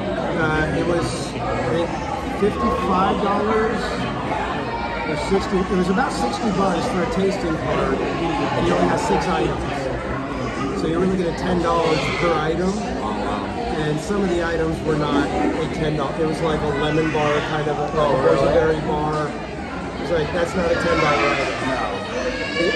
The only way that those really worked was if you were getting the mixed drinks that were like $15 normally. That would be the only way you're making money on it. Busch Gardens and SeaWorld are the Knotts of Florida. The value you get at those parks are through the roof. Yeah, that's crazy. I didn't actually get a chance to do either one of those when I was down there. Maybe next time. Disneyland wanted to starve Anaheim City to shut them up. Yeah, maybe. I'm tired. Yeah, there was a little bit of hardball being played at that time, but I think everybody pushed back hard enough on Disney that they're willing to play a little bit nicer now. Oh yeah. Yeah, because they overstepped their bounds, and the city and the residents and everybody was really clapped back. Yeah, that was crazy. Good to see though that hey, residents and you can still band together against a behemoth like Disney. So. Yeah. And what they're doing now, Disney, what they're doing now with Disneyland Forward is much more collaborative, not combative, like you were saying. Yeah. And I think it's a much better strategy. You have a higher likelihood of getting that thing pushed through and approved than if you're going to be combative. Because then it's you against the world, And you don't want to be that way. You want to work with the residents, you want to work with the local businesses, And I think that that's the way to go. Yeah, I think Disney, as much as they are the main draw, they need to realize that the surrounding area has its place as well. That if it was just Disney, they wouldn't survive because people can't afford the Disney prices every time. So they need the more affordable hotels and restaurants in the area. Otherwise, there's gonna be a much smaller pool of visitors to draw from. It's a good point. A lot of people stay at the Hojo and places like that. Our buddy George, Citrus George, he was staying at a local hotel. I think it was the Queen's Inn nearby. And sometimes you just do that. You stay nearby, and it's more affordable. And like you said, maybe there might be a family that can't afford staying on property at Disney. And you practically need to be a millionaire now to stay at the Disneyland Hotel, never mind the Grand Floridian in California. I mean, those are crazy. Crazy. Yeah, the Grand Cali is insane. Yeah, I don't know how they rent more than like 10 rooms a night at those prices. Who the heck has that kind of money? I know. In this economy right now, it's rough. I don't know how you do it. He says here, I agree, but no parking lot and bridge on the Eastern Gateway, then no Disneyland Forward at all. They're going to figure something out for that, Silver Stars, and I think the compromise was that there's going to be a bridge to their new parking structure, but there's going to be signage and access down to the businesses on Harbor. Right. And I think that was basically all those businesses were asking for was hey, you can't divert people away from our business and not give them a way to get to us. And Disney basically kind of understood that and realized, hey, yeah, that's playing a little dirty. And in their from what they've said at their Disneyland Forward events, is they plan to include that aspect, you know, to allow the businesses to keep the foot traffic. I was surprised that back then Disney didn't even budge. The businesses had an issue with that and they just dropped it. Yeah. I was surprised they didn't just meet in the middle then. Kind of weird. Yeah. Yeah. You would have thought that, yeah, that makes sense. We're not going to be absolute jerks about it, but you know, they just said, all right, fine, we're scrapping everything. Yeah. That was strange. I was hanging out in the Grand California lobby, get a drink, take it in, but that's about as much as I can afford. Yeah. I've stayed a couple times. I really like it, but it's not something I do very often. You know, I mean, it's a treat for sure. It's very, very expensive. I've stayed there twice for one-night stays, and it was only because we had a discount because the client was having an event there. It's cozy. It's really cozy. You know, the wooded area, you know. No bridge and no Disneyland Forward. We will have to see what happens. Yeah, it's all up in the air right now. So until the city council does their thing, and I think they've got the EIR, right? That's going on now. Impact. No, that was actually just released. Oh, was it? Yeah, like a few weeks ago. Okay. So we're done with that, and I think they vote on it like in February or March, I think. Okay. If I'm not mistaken. I wasn't sure if that was October and November when the EIR was happening or what. Yeah, they just dropped it. I think like maybe 2 or 3 weeks ago. Yeah, we'll see. I think at the end of the day, it'll probably get approved. Yeah, I think Disneyland's tactic now, I think the way they're going, it seems like it's going to get the green light, and we're going to start seeing some stuff moving pretty soon. Yeah.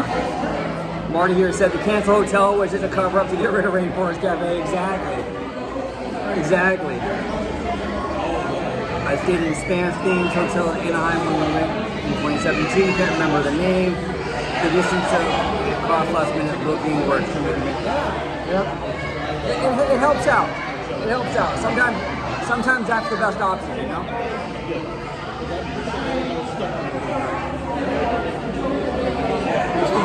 No, I'm good. Let's rock and roll. Well, let's see if we can maybe squeeze in the Marionette show. They're just about to start.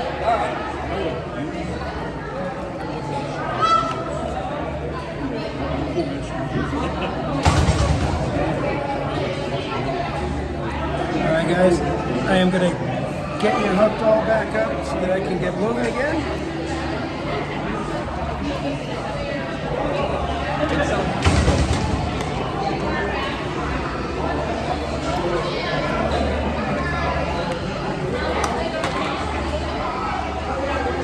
All right, we are set to, we're going to try to beeline it over to the Marionette show and see if we can get in there.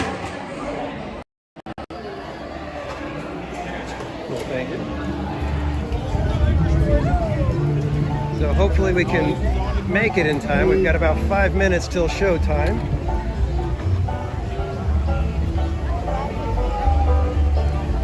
And again, thanks everybody for hanging out today. I apologize for the little bit of technical difficulties we had at the train. I think it was the phone was overheating and it just kind of froze the app a little bit.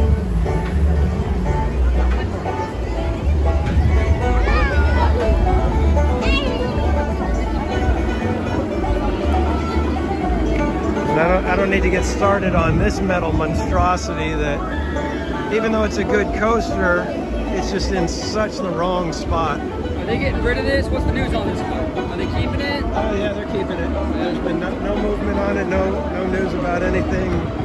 So yeah, it's a great coaster. It just destroys the aesthetic of the area.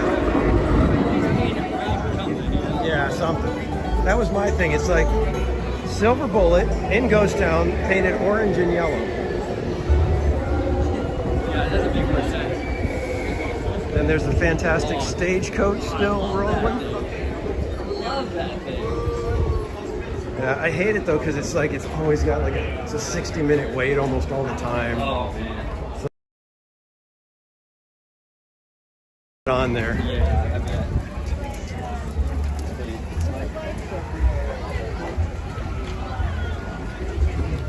All right, guys, let's see if we can make it over there in the next couple of minutes and hopefully squeeze in and grab a seat.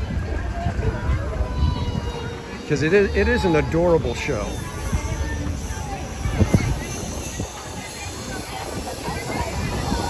Woo, there's a lot of people here.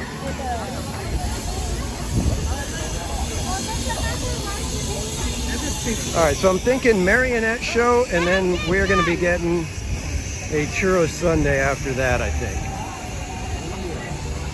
I think that's going to be our plan of attack right now. Hopefully we get in for the marionette show.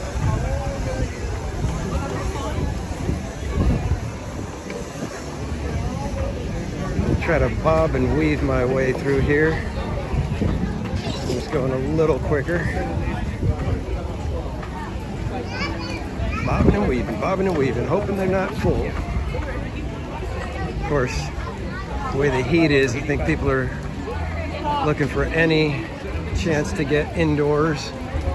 We shall see.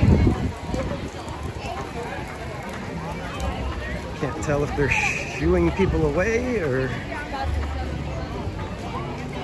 I think they may be shooing people away already. I think the show is full.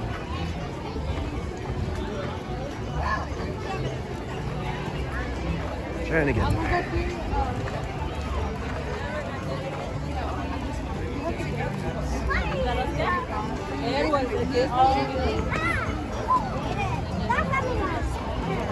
Oh, nope. Show is in progress. Theater is full. All right, guys, we're gonna have to pivot because the theater is full already. So, what else would you like to see? What should we do? You want to do the? Well, let's go check out Calico Candy Mine. See how that's looking.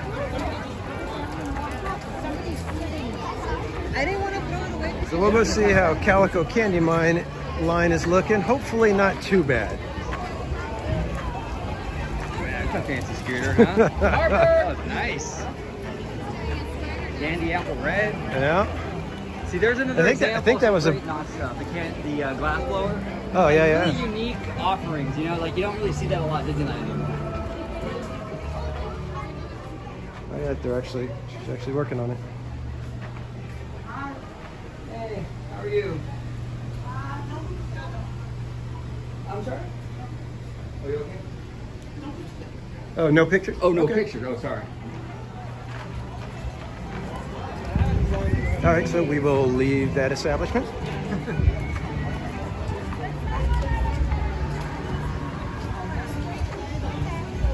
I don't really get the no picture thing sometimes. Yeah, I mean, it's free advertising for your product, you know? Yeah. I don't know. But we will respect the request.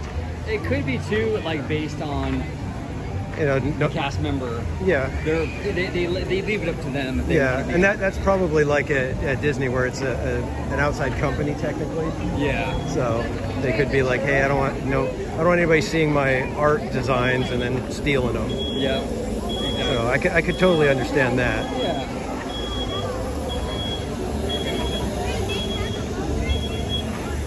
All right, guys. Hopefully the phone is not overheating. Oh my goodness, there's a long line for Calico.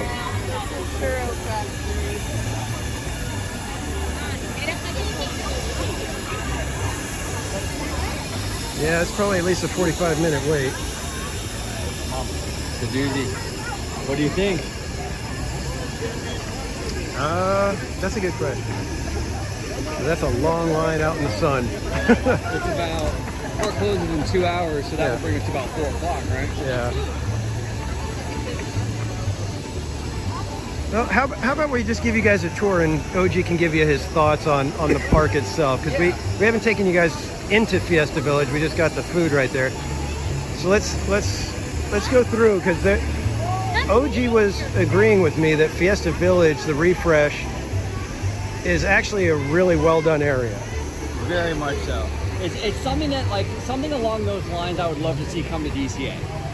You know, have that little Mexican village, a lot of Mexican culture in there, the food, the music, the energy. I think it's done really, really well.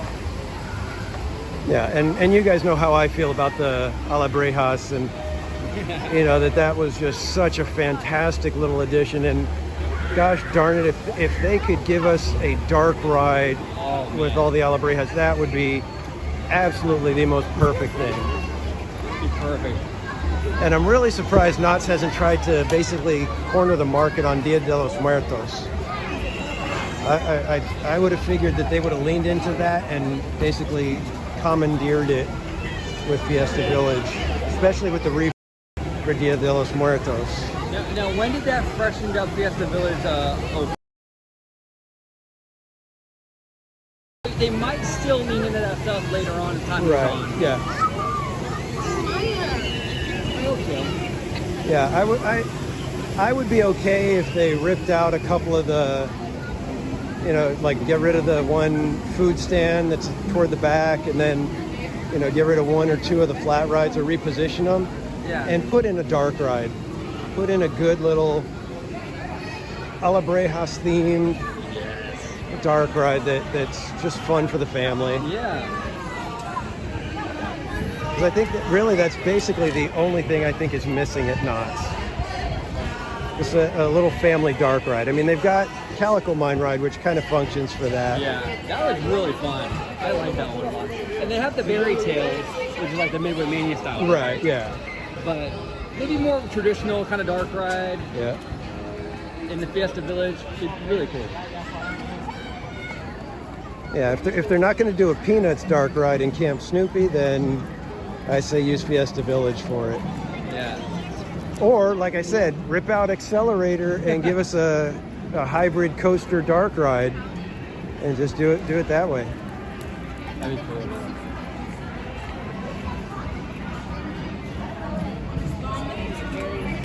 I tried to get OG to go on Supreme Screen, but he said no. Oh yeah, no way.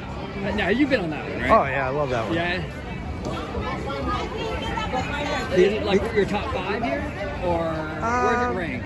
Well, for here, probably yeah, because you know they've got the big coasters and whatnot, and then you get the smaller coasters like Jaguar.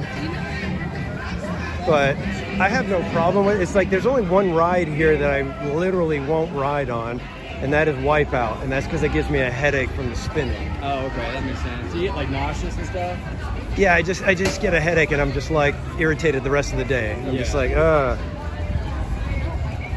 But I'll go on the swings. I would actually, I have never been on Soul Spin, which is the one over next to Jaguar. Okay. I've never been on that one, but from what I've heard, it's not as bad as it looks. So. See, now this little street right here, I love this. This feels really authentic. Like we were talking, like something that you see like in Cabo or something. Right, know? yeah. Love the little shops, the little knickknacks they're selling.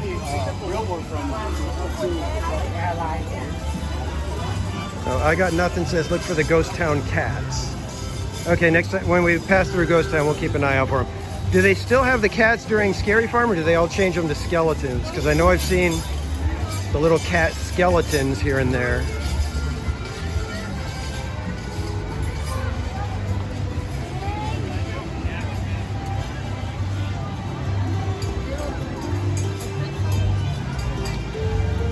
Yeah, Silverstone, I really want to get back to see the marionette show. Yeah. So I think the next one is at 4:30, I think it was. Let me double check that. But yeah, so here's our Alabrejas. We'll have to see which one OG, which is OG's favorite, because we all know mine is Saltina, the saber-toothed rabbit. So we've got, check it out.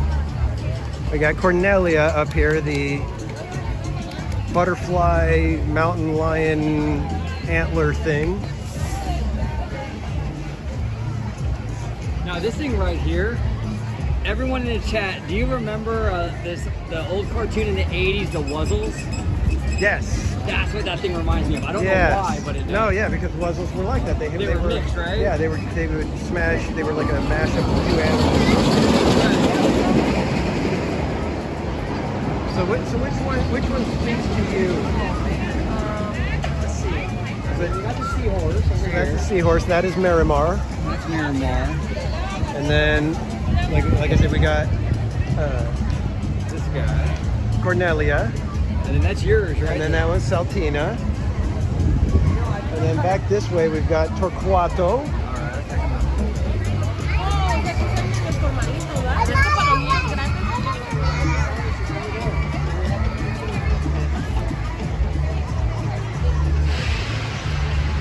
So this one is Torquato.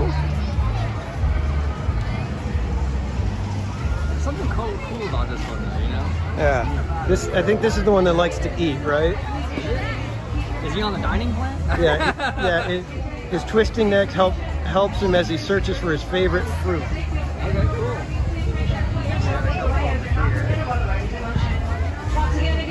And then this one should be Cleophas.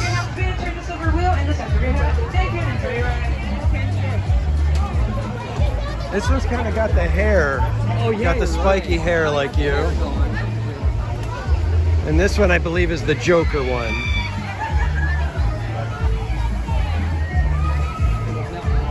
He is a true extrovert, full of energy and fun-loving, but sometimes too rambunctious. Okay, that kind of fits me a little bit. Yeah.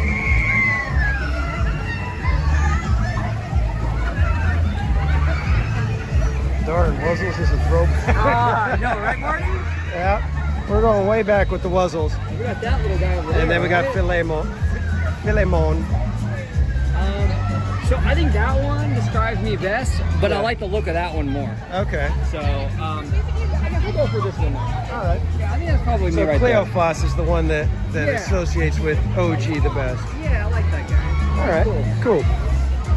See, I wish they would let me take the gimbal on the hat dance, but they won't even let you take it on there. So crazy. Such a bummer. Like, we could be promoting the park and showing everybody how much fun it is, Yeah. but oh well. That's interesting.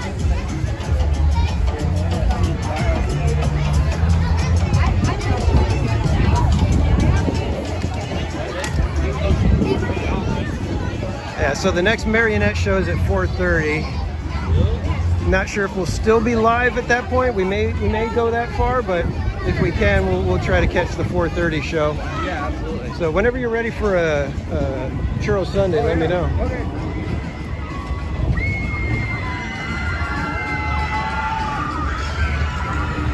And then it's really cool at Scary Farm with the lantern, you can activate different things. And so there'll be like different things will go off. With Jaguar, you come over here and you wave your lantern, and it does it looks like little fire blasts off like different parts on the temple. So this coaster, okay, so Jaguar, like what kind of, how, is this like really intense, mild, medium? It's pretty much mild. I'd Mild? say it's a good starter coaster. Okay. It was the first one that I had Nathan go on here. Okay. And it was his first, kind of larger size coaster. There are loops on that one and stuff? or No, there's not even any big drops. Really? This is about as big as the drop is, and it's like a curvy slope rather than a drop. Oh, wow. So I would easily take you on Yeah. that one and not even feel bad. Let's put it that way. Yeah, it doesn't look too super crazy. And now, would they let you to have that on there? Nope. Oh, man. Yeah, that's the bummer. It's like I could totally, easily carry it on there Oh, with yeah. no problem, but. And I think it's just a product of Cedar Fair. They had an incident where I think a phone flew out, That makes sense. and so they just made a blanket statement of no phones out on rides. Yeah. I mean, I get it. You gotta protect yourself. Right. People sometimes take, kids get rowdy and they mess around and. Yeah, like I said, it's like I get it, but at the same time, it's disappointing. It is very much so. Now this is adorable right here. These little tractors, pickup trucks. Yeah. That is great. really cute. Yeah, it's adorable. And I love that each one has its own little sticker with the character and, you know, artwork to match a little bit. With the horns, you know. And the horn. To add to the chaos. Okay, it's a So, madhouse. yeah, I was going to here. say, if you guys can take a look, there is a lot of people out here right now. But like we were saying, it's good to see. It's nice to see Knott's crowded and a lot of people here having fun. Yeah.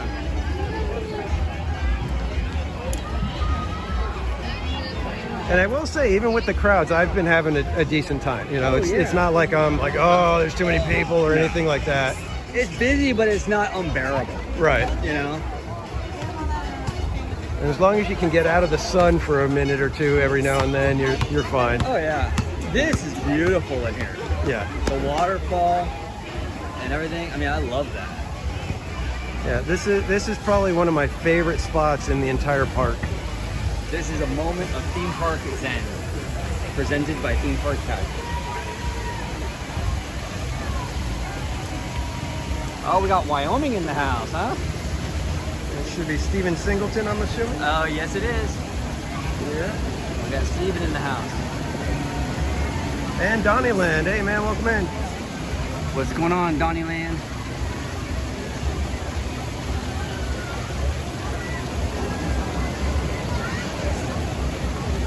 LA Most Wanted, you snuck in here without me catching you. Hey, man.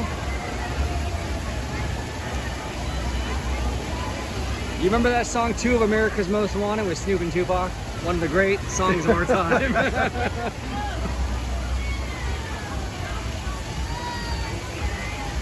What's going on, Andrew? It's Andrew good to see Disney, you. what's up, man?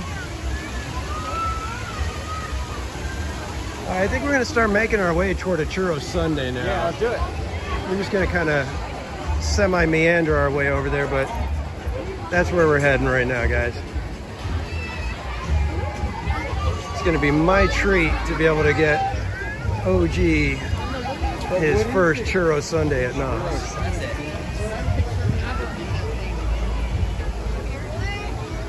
Okay, this is crazy right here. You lay down? Wow. That's the Linus Blanky ride? Yep. That is funny, man. That is wild. I'm telling you, man, this land is totally totally handmade for kids. Oh yeah, this Everything here is like fantastic. So, like spot on, you know? Yep. Yeah, that's why I said Camp Snoopy is actually one of the little gems of Knott's Berry Farm. They did such a good job with this. Oh, it's adorable. I was telling Casual earlier, this Grizzly Lodge right here, this is exactly what Grizzly Peak needs. So like a sit-down restaurant like this. Yep. That'd be perfect. Yeah. Grizzly Creek Lodge is surprisingly well done. You Right. wouldn't expect it in the little kids area Right. to have a restaurant, you know, or it's a fast food place, but Yeah. let's take you guys in there real quick just Yeah, to yeah, show you, because So, there's just so much to it that you wouldn't expect. It's got, you know, the antler chandeliers. It's got the upstairs. It's got the canoe in the rafters. You know, like I said, look at the tables and the chairs. Those are not, you know, off-the-shelf types of things. And then they've got balconies upstairs where you can eat and look out. I mean, look at, they even got like the little hat rack, you know, a little place for you to, you know, take off your shoes and everything. It's just, you wouldn't expect that, like I said, in the little kids area. no, you wouldn't, right? In fact, that's probably better than most of the dining establishments before they redid them. Yeah. You know, before they redid the pizza area over in the Roaring 20s on Memory Lane over there, before they redid it, that place was, you know, very sketchy. You almost didn't want to buy. Now this thing has been here for years, right? This little airplane. Oh yeah, that's been like that since probably '83 when they opened. Wow.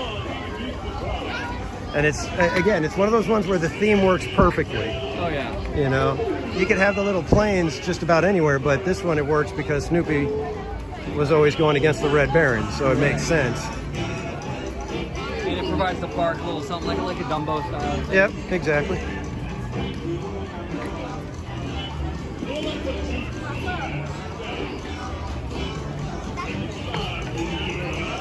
And then I always get a kick out of Sierra Sidewinder because it looks crazy intense, but when you're on it, it ends up not feeling anywhere near as bad as it looks. Yeah, like the vehicles are not messing around. Right. They look crazy intense, you know? Yeah, when they're up there spinning and the angles that they get up on, it's like, wow, that looks nuts. But then you ride it and you're just like, oh, that wasn't that bad.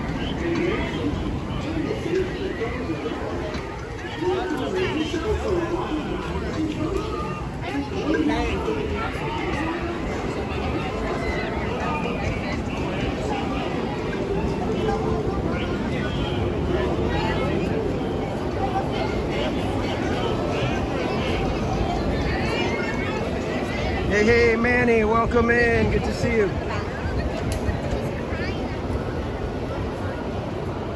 Donnyland, thank you for subscribing to OG55.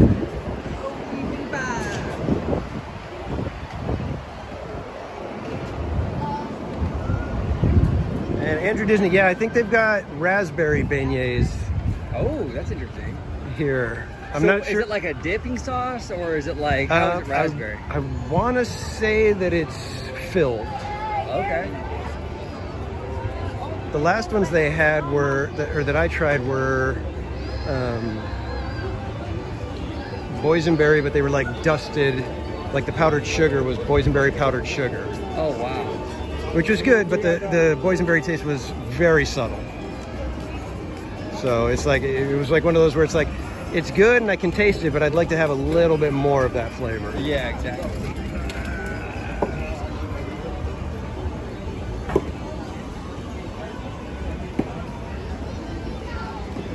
And the line for Sutter's Grill is crazy. And Marty was saying that he rope dropped Ghost Rider today, and it took him basically 19 minutes to get on.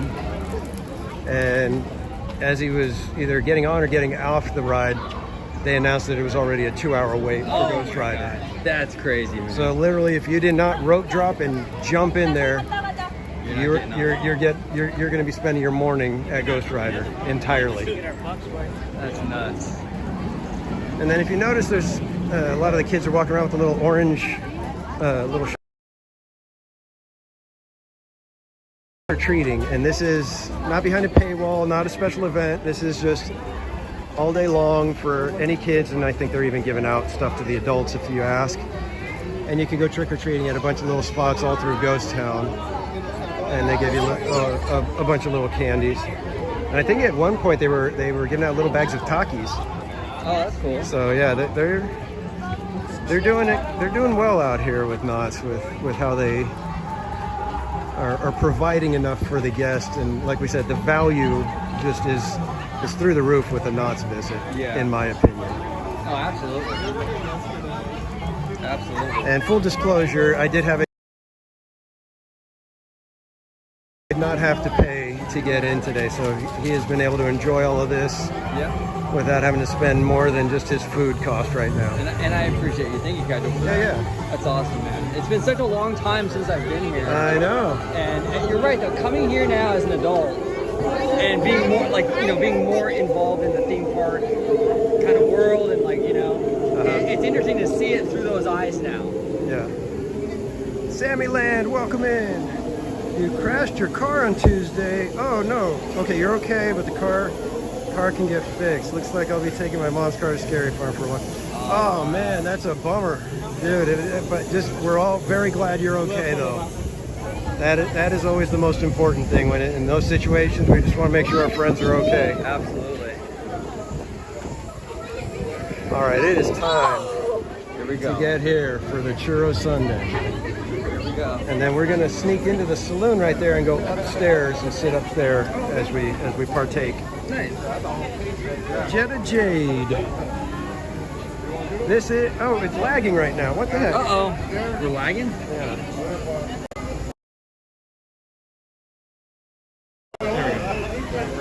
Okay, we should be back now, guys. Sorry for the lag. I'm not sure what happened there.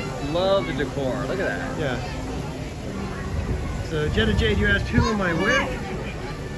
None other than OG55. That is OrangeGrove55 of YouTube fame. And if I have one of my mods in there, can you guys put the OG55 command in there? It should be exclamation point OG55.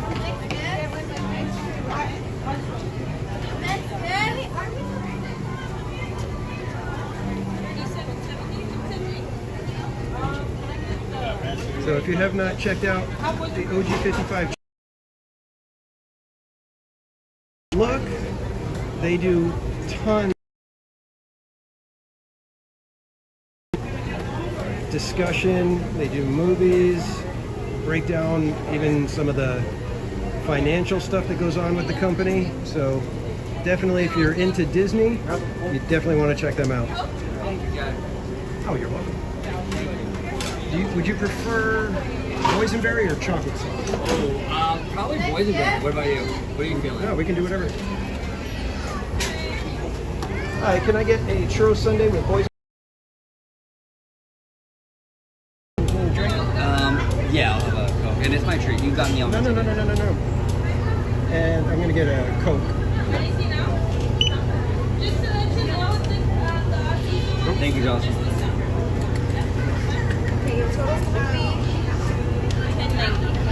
Thank you, Chad. I appreciate it, man.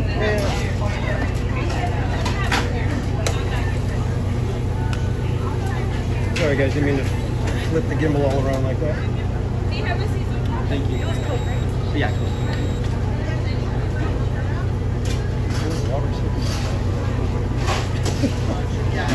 Don't like that.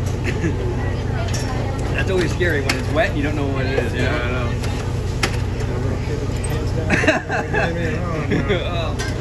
All right, got him. We'll grab some napkins when we're done out here.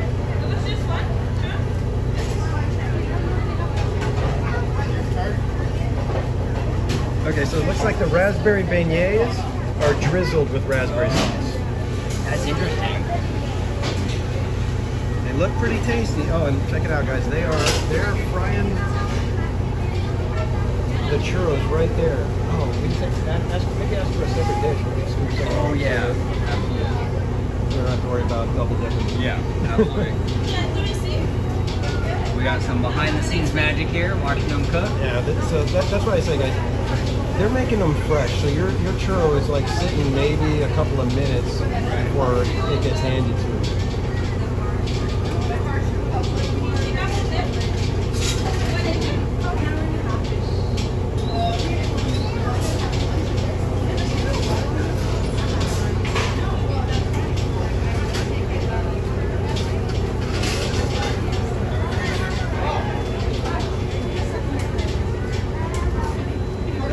Do my best. I'm holding my gimbal and the lantern at the same time with one hand.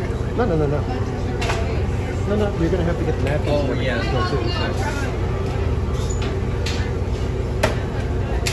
Can we get an extra like little side plate? All right, let me give you guys a look at the churro sundae. Look at that bad boy. There you go. Thank you so much, Jocelyn. Thank you. Napkins are over on that side. Oh gosh. You sure? Okay. Well, why is he grabbing it? I was supposed to carry the churro sundae.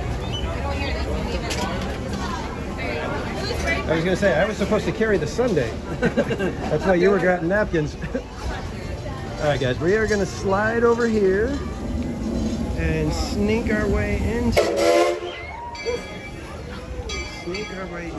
saloon where it's nice and cool. And sneak our way upstairs. Excuse me. Thank you.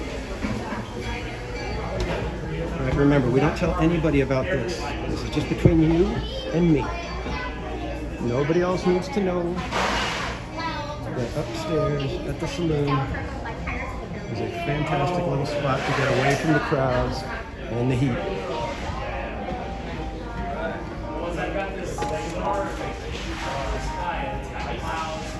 Give me 1 second, guys. I'm going to unhook you so we don't knock you around anymore.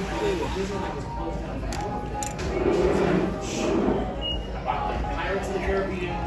you guys a good view. This is what we're seeing right now from up here up top of the saloon. Flip the camera so that we can talk to you guys.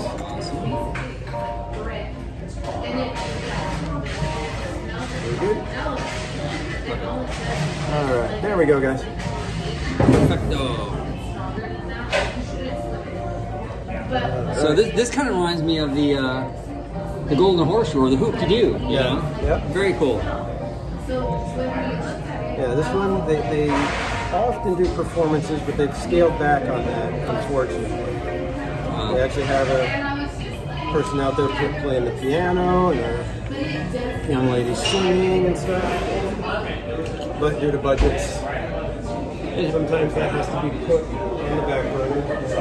It happens. You know, all these companies are making these cuts right now. It's just kind of the era we live in, I think, you know? Yeah, there's really no way around it at this point with the economy. Rockstar Danny, who's that? What's going on, Manny? How you doing, brother? All right, there's yours. Thank you, sir. I am going to go ahead and Absolutely. take a little bit of this out of here. Give me that whipped cream, give me that whipped cream. We'll take a scoop of ice cream. Yummy. Yum, yum, yum. And by all means, have at it. Thank you, sir. It's very on brand. We're having ice cream with casual. Yep. Yep. If you're hanging out with me, you better be having ice cream. Right? Yes. And there you go. Fresh made churros. Wow. My God. And they're big. They're not little churros, man. These things are sizable. They're huge.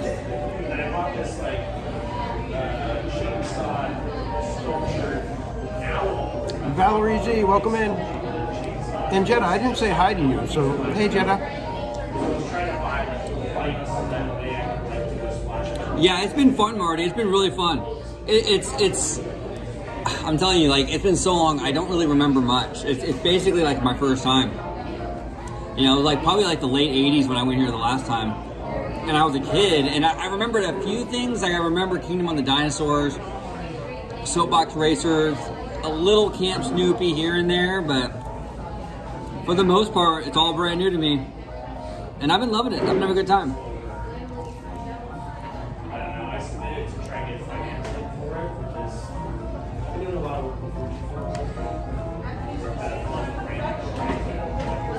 Yeah, Stephen Singleton will be back here tonight at about 7 o'clock, and we'll be touring Not Scary Farm again.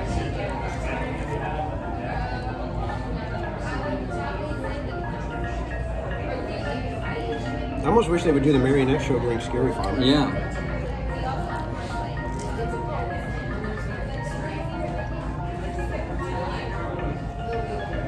But that's a long day for the performers at that point. Oh, yeah. And they got to have something during the day for the band. But plus, it's, well, I think they do a different show in there, so they don't have the theater. So that's probably why. Yeah. Yeah, so if we can get over to the marionette show for the 4:30 performance, we definitely will.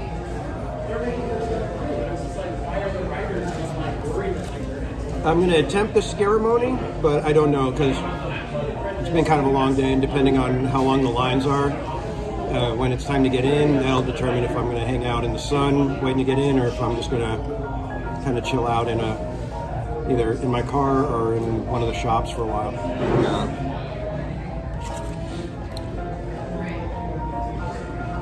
How many Scary Farms have you been to this this season? I've been twice. So this is your third time? This will be number 3, and I think I've got at least 2 more on the schedule. I think I'm scheduled to come the Sunday before Halloween. Cool.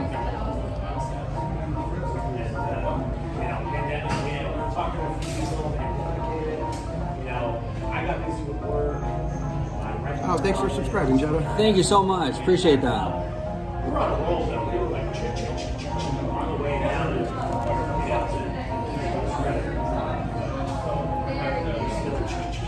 Seriously, OG, you probably took in like around 7,000 calories today. Oh, easy, yeah. I've eaten as much in such a long time. Good thing you didn't eat the whole potato when you had the baked I potato. know. I think it's filling. That thing was a monster. They're good though. They're Oh, good. it's fantastic.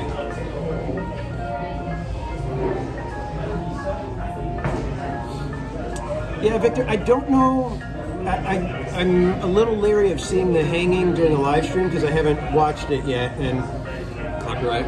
well, not copyright. I don't care. All my videos are copyrighted. You know, I don't get money on any of the post views. So, but I'm just afraid. I know I go through the mazes and there's some gore and everything, but it's all fake. Right. You know, with the hanging and the other show, it's live actors doing things that can be inappropriate.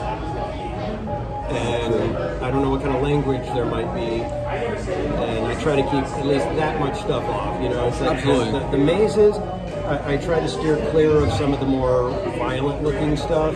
You know, and if there's like, you know, the real gory things, I try to, you know, pan quickly away from those things. I try to go for more of the special effects, the monstery kind of things. Right. And you know the mood, but with something like the hanging, it can be very. There's times where it can be vulgar humor, you know, and it can be very coarse and inappropriate. So I'm nervous to put it on my stream without checking it first. That's true. With the language. Yeah, exactly, Manny. The show is R-rated. Most of Scary Farm technically is R-rated. And that's why I said, you know, when I'm in the mazes, I try to pan quickly away from the obvious gore, the gore and stuff like that. Just because, number one, I don't really care for it. I really wish Knott's Berry Farm would decide to make at least a maze or two that's just mood. You know, that's either, you know, just suspense with some jump scares, but you don't need all the gore and the, you know, that kind of aspect to me. It's like, give me something Twilight Zone style or. Right. You know, Alfred Hitchcock, you know, where it just feels tense, Right. without having to be graphic about it. That I would love to see one or two of the mazes. Yeah, Jetta, see, that's why I don't want to put it on the stream. It's like I have my limits as to what I think is appropriate and what I would like on my stream. The mazes, like I said, I give those a little bit of a pass because I can kind of direct the camera where I want it to go, and it's obviously fake. You know, you kind of get that from the whole mood. But when you've got somebody blurting curse words and stuff like that, or you know, people dancing in ways that, you know, I would be uncomfortable watching with my mom or my grandma, or possibly even with my wife sitting next to me. Right, for your kids. You know, yeah, or my kids. That's where I draw the line. You know, like I said, the horror stuff, I try to minimize it, but I also can live with the fact that it's very much fake and it's presented in that fashion. Michael, yeah, I saw the thing about the dragon. Somebody posted that clip, and I did see that. I was kind of bummed that I spoiled that one, but that was hilarious. Absolutely hilarious. That's funny. Not only did they make fun of the dragon, but when they talked about the dragon, they made fun of Star Cruiser. They said, "Wow, that thing lasted longer than the Galactic Star Cruiser." That's Or crazy. went down faster than the Galactic Star Cruiser. That's what it was. That's funny. But yeah. Yeah, they pick on the hanging. They pick on Disney. They've had for years too. Right? Oh yeah. Yeah, in fact, I remember the hanging in 1996 was the year of Electrical Parade going away. And so for the hanging, at the beginning, they had a big aisle in the middle up to the stage where nobody could wait and watch. And so what ended up happening was they had this, you know, they said, you know, bring out the accused. And so they start this procession, and you see everybody like with the hoods and everything marching along, and they got this thing on a stretcher, you know, kind of whatever. And they're like slowly making their way to the stage. And the character up on the stage goes, "Oh, for crying out loud, can I get a procession that ends this year?" And the Electrical Parade music comes on, lights go on top of everybody. They were all rigged with lights, and cast all the team members along the route blocking off the aisle all had the wands waving. Oh, and that's so it was like funny. all the way up. It was That is hilarious. hilarious. It was perfect. I say tear that little arena down and bring back Soapbox Derby. Yeah, we were talking about that. That it's like with Accelerator, all the problems it's having. It's like just tear it down and give us back the soapbox races. That's what we'd all actually prefer. And if they said we're getting rid of Accelerator so we could get the soapbox racers back, I think everybody would be cheering. Yeah, they would. I think even big coaster enthusiasts would be like, "That's a good idea." Yeah, exactly.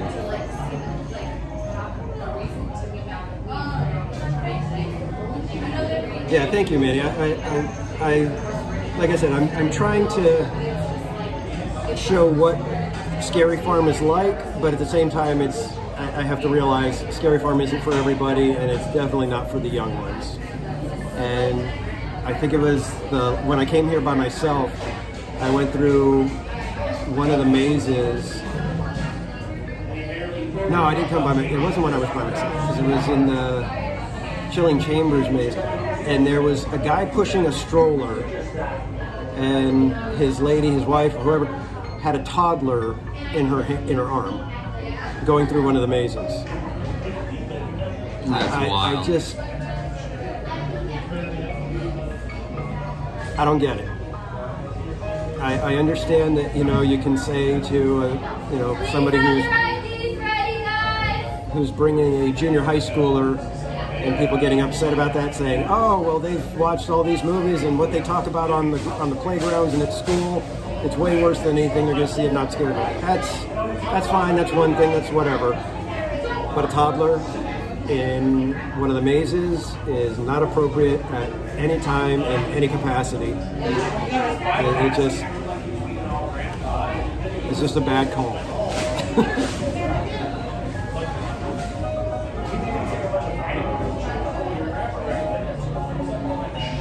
All right, guys, I'm going to take OG now, since we're done with our ice cream. I'm going to take him over to the factory store so we can look at some of the artwork for the Into the Fog art exhibit.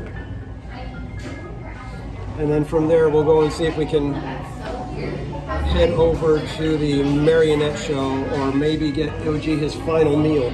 Yes. Yes. What do you want to get for your final meal? We've still got burgers that you could try. We've got the pizza place. Try pizza. It'd be great. It'd be fantastic. Good. And this time I'll actually be eating with you. Awesome. So, And then you're coming back later for Scary Farm? yeah. Oh, cool. And as we go down the stairs, be careful. It feels steeper. Oh, okay. It's kind of steep steps. Got it. All right, guys. I'm gonna camera, and we are heading on out.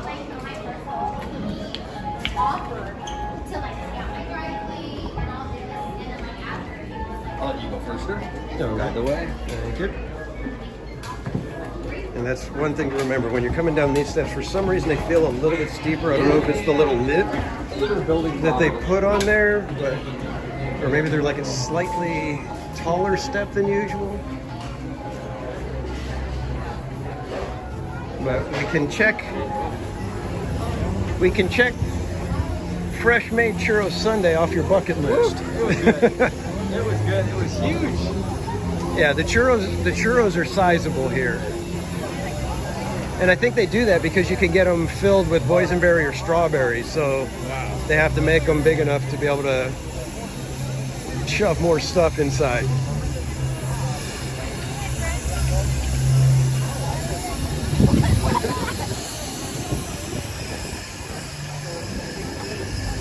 So we're on our way over to the art exhibit for Not Scary Farm called Into the Fog. And we're going to take a look at some of the really cool art pieces that I think many of them are local artists, but I know most of them have a special place in their heart for Knott's Berry Farm and Not Scary Farm.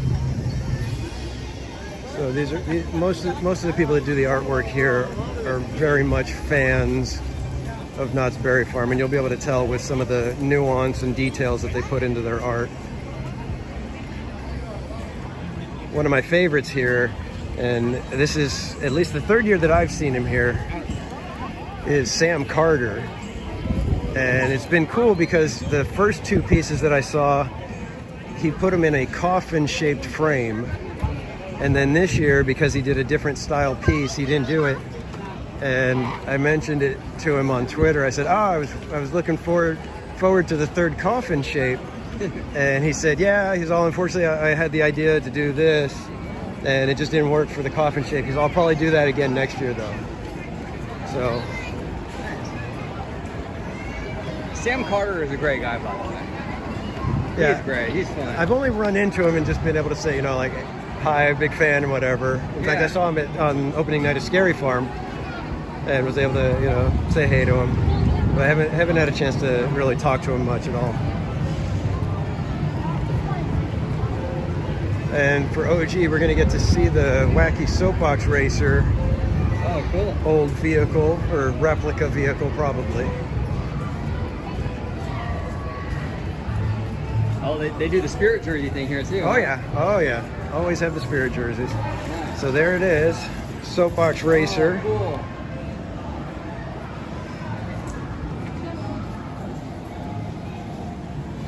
So yeah, if you guys don't know about the wacky soapbox racers, look it up. There's a gentleman, is it Soto? What's his first name? Oh, Eddie Soto. Eddie Soto. Yeah, former Imagineer, has a website dedicated to the wacky soapbox racers. And here's the limited edition Tiki Farm mug. I love what Knott's is doing, but I think their tiki mugs are a little overpriced. Because for that price at Disneyland, you actually get a drink in yours. Yeah, not as impressed with the design either compared to some of the ones over at Disney. Yeah. So we've got some over here. Yeah. there's our Alabrejas. It's got salted. Oh, it's got the two. So it's got my favorite and then your two. Yeah, that's wild. Oh wait, no, that's not the one you said. You said the other guy. This one and the other. Yeah, that's right. And see, this one is my style. That's the kind I like. That's awesome. I love that 2D, very flat geometric shapes kind of thing. Yeah. Oh, do you guys see the little reference in this one? Oh. Yeah. Haunted Mansion. Haunted Mansion reference. That's cool. See, that's why the artists here, they've got a love for the parks, and when you see details like that, you understand that they get it. They're fans, and that's what's fun to see.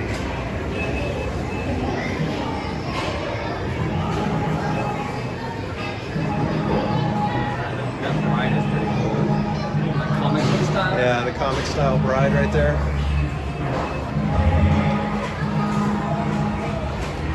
That one's kind of cool too. I like that. Yeah. But too much glare for you guys. There you go.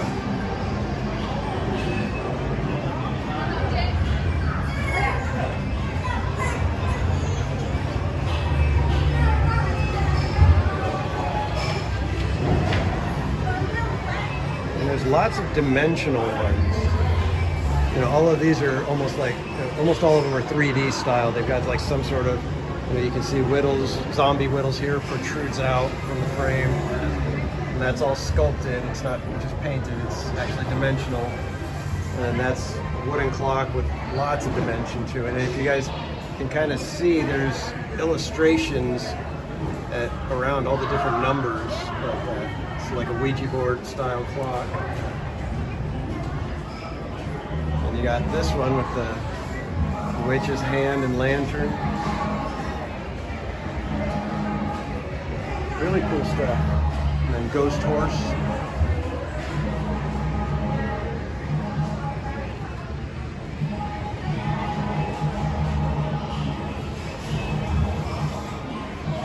Got one for the depths. That one's cool. And then you got to see this one. This one is really cool. Oh, that's cool. And then you travel. And they change. It's like, that is really good stuff. That's really cool.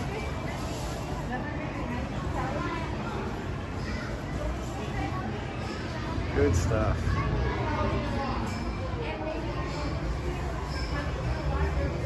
Oh, another one, another tribute to the depths. Oh, and this is the Sam Carter. Yeah. And if you guys notice around the edges of the print, there's a homage to the old Disneyland maps.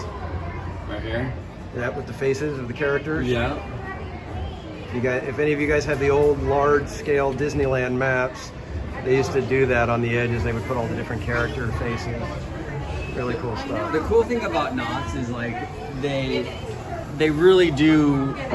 They treat Disneyland like a sibling. Yeah.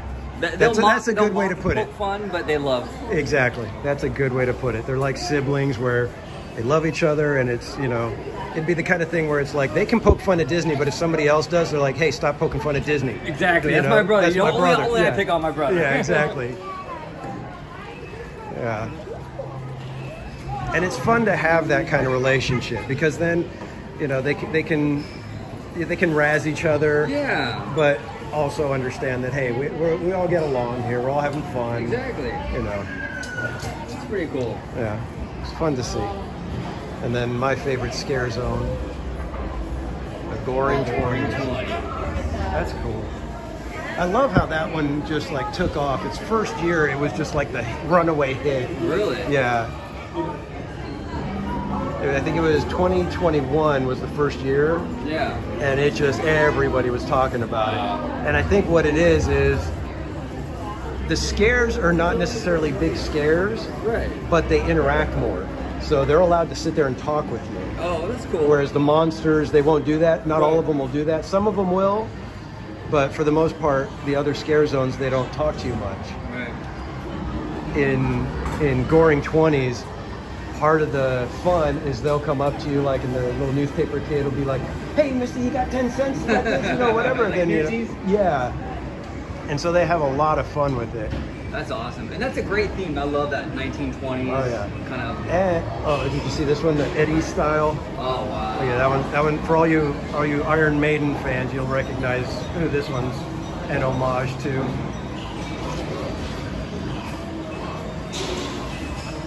But yeah, I really wish they would do a maze that has this kind of style. You see, it's just mood. Right. There's nothing gory. There's nothing It just creepy. violent. It's like going through the Hollywood Tower Hotel. Exactly. You know? Yeah. And I really wish they would do a maze that has that aspect. In fact, I was like, you know what? If they could just give me, you know, like, give me 45 minutes and a couple of friends, we will have Oh, yeah. that maze designed and developed, because it seems like it would just be fairly easy. You know, I would just pull in like Jay Shear, you know, get somebody like that to give me some writing prompts, and then it's like, okay, this is how it's going to look, this is how it's going to go, and he's like handling how the story's going to flow, and we'll just get the visuals, and we're like, we're done. Boom. I wonder if you could do that and pitch it to them. I wonder if they would accept an outside pitch like that. Right. That would be interesting. Yeah. Maybe I'll have to call up Jay and Exactly. see what might happen. Because that could be fun. Oh man, that'd be awesome. All right, guys. Yeah, this little 20s area is great. Yeah. And when they've got all the characters out, it's hilarious because they're allowed to be rude. Oh really? Oh, Yeah. that's funny. They'll be sitting there, you know, like the two gangster guys will be walking by and people will be looking or taking pictures like, hey, what are you doing? What are you doing? Get out of here, scram. Can't you see him walking here? Yeah, they give all that kind of stuff. It's so fun. That's funny. Actually, the bridge, that was it. What goes across? Is that like a pedestrian or is that? Yeah, that's actually how you get into the Walter Knott Theater. You enter right here, and it takes you, the ramp goes all the way around. That's pretty cool. So yeah, to get into the theater, you sorry, start no. right here, and the ramp takes you up and around the bumper cars, up to the top up there into the theater. That's great. But yeah, it's all themed. It all looks like, you know, New York subway style stuff, Yeah. or Chicago or something. Pretty cool. All right, guys, sometimes over in this area, I do get a little bit of signal loss, so I'm going to keep an eye on the numbers as best I can. And if I start seeing them drop, I will start boogieing my way over to an area that gets a little bit better reception. Dare I say you're gonna oogie boogie your way? I will be oogie boogieing my way around. That's funny because I titled that my Friday stream. I said we are boogieing our way through Disneyland. Even though we weren't going to Oogie Boogie.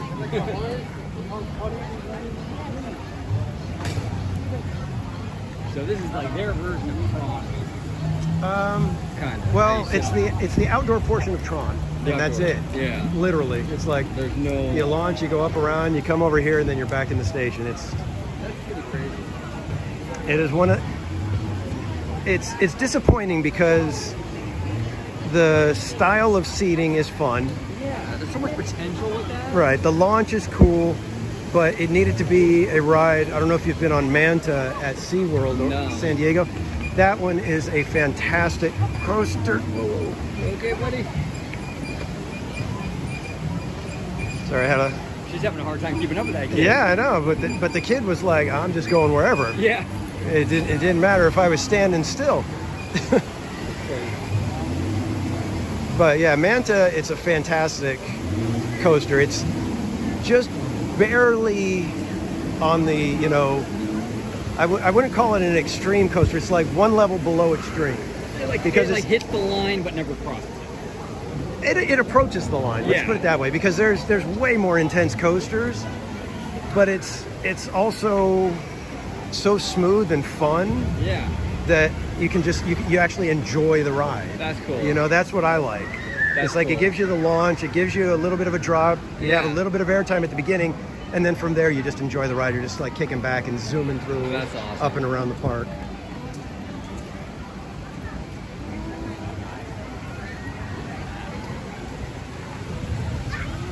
And I wish they would let me take the camera, the phone on Calico River Rapids, but again, they say no. No go. Not a chance.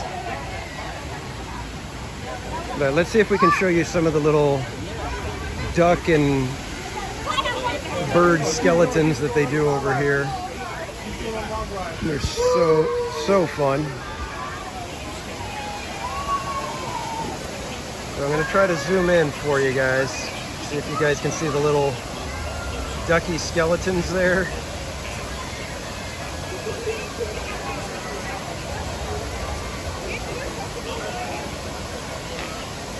And they've got other little, I don't know if they're crows or what kind of birds, but they got more bird skeletons up on the rocks over here too.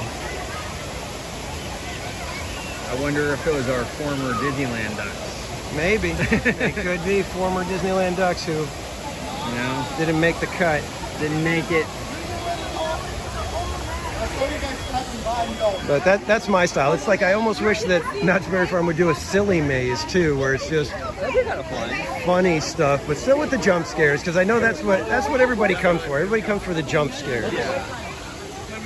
But yeah, I would love to design one that just has like really cool special effects. Yeah, awesome. Like Villain's Grove. Why Knott's needs to do something like that? Yes. That Villain's Grove is a worker. It's masterful how they designed that. And I've only seen it in videos, and I'm impressed. Oh, it's gorgeous. Let's put it that way. I can't imagine what it's like to really be walking through it. Oh, it's beautiful, man. And it's subtle. You know, they don't throw things at you. Mm-hmm. They subtly hint which villain they're kind of showcasing through like audio and visual cues. Right. Oh, it's so beautiful, man. Yeah, like the part with Scar, you just see the shadow of the marching hyenas and stuff. And the steam and stuff. It's just gorgeous. All right, well, what do you think? We can possibly get to the marionette show, but I don't know if we'll have time to grab another meal at the end of that. Oh. Or we can grab another meal. I don't know. I'm already hitting 7. I've eaten a lot today. What do you think? What do you feel? Are you hungry? I'm actually fine. You're okay? But it's entirely up to you. Let's We've got, let me see. How long we got? Let me see. So 5, right? Yeah, until 5 is when they close, and the next show is in half an hour. So we'd be kind of hanging out for half an hour waiting for the show. You wanna do? We can do pizza if you want. It's up to you. Let's do it. All right, we're gonna swing back for pizza then, We'll guys. just have pizza. We'll talk to the chat. Talk to the chat, and then Yeah, we have an hour. yeah. Kind of shoot. All right, guys. I will try to get back for the marionette show one of these other days. I'm sure I'll be able to squeeze in another trip to Spooky Farm. Spooky Farm. So I apologize, but you know what? We want some pizza. Since we haven't had enough to eat today. I know. We've only had beef brisket and mac and cheese, and then a mac and cheese with chili baked potato, and then a burrito a burrito bowl.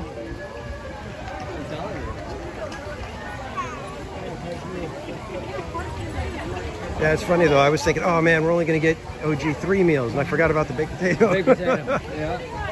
We've eaten so much, I've forgotten some of them. Yeah.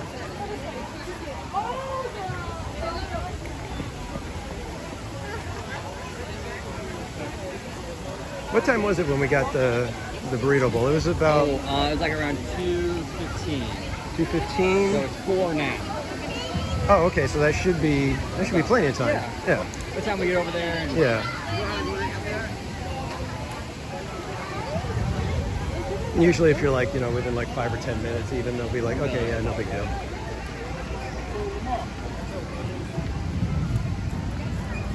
All right, guys. I apologize. I haven't been paying attention to the chat. Hopefully you guys didn't warn me about something horrible about to happen to me. There's a meteor coming right at you guys. Exactly. What are you doing? Jetta Jade says, meal, skip the puppets, and then she put a bunch of pizza emojis. That's awesome. Pizza. Yeah.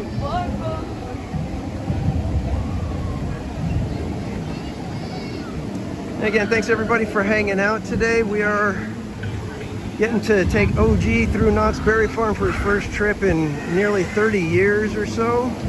Yes. So, thanks for joining us. You guys got to hear from a theme park aficionado who's basically coming to Knott's for what is essentially his first time. Basically, yeah. And he's giving it high marks, everyone. So, I am. Very high marks. if you hadn't had Knott's Berry Farm on your theme parks to visit list, it should be added. I've always recommended it, but now you can take it from somebody who hasn't, been all too often. Yeah, newbie. A newbie. Noob.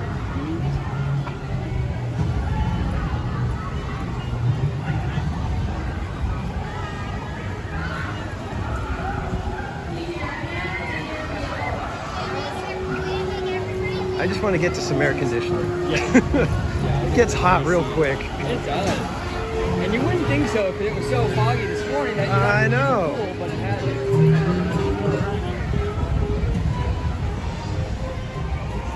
You're gonna make us walk the long way around like this.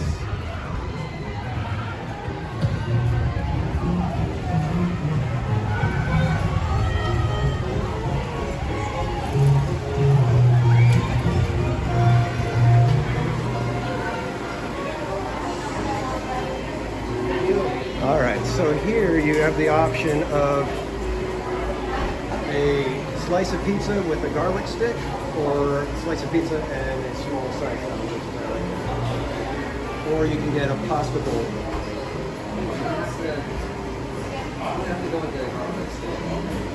I mean, how do you choose a salad over a garlic stick? It's just too easy. You gotta get the garlic stick. I get the salad. You get the salad? Just for some variety. Yeah. Oh, okay. They don't have any trays.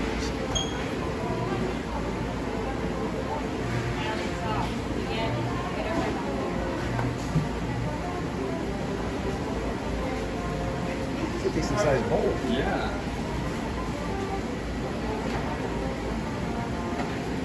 It's just I don't like tomatoes, so I would have to get the Alfredo sauce, and I have to try the Alfredo first in order to know if I like it. So, and every time I've come, I've always had the gimbal in my hand. I'm not in a position to be able to say, hey, can I have just a little sample of the Alfredo sauce? Right. Yeah, Sammy, pizza's always good anytime, anywhere.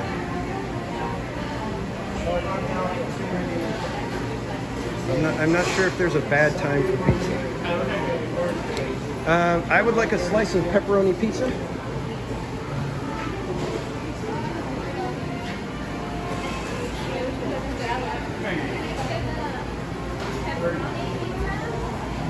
Oh, we got Sammy Land in the chat, huh? Yep, Sammy Land in the chat. What's going on, Sammy Land?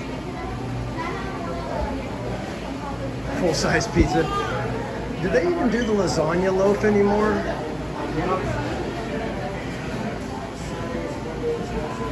I don't think, because they had it, and it was like, they basically take a French bread, hollow it out, and then put lasagna in it. Pepperoni? Yeah.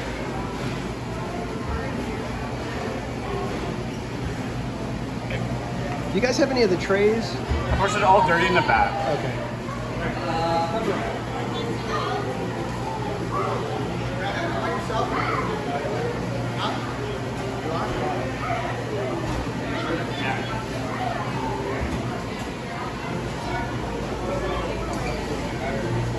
Alright, so guess we're going to be hanging out here a minute.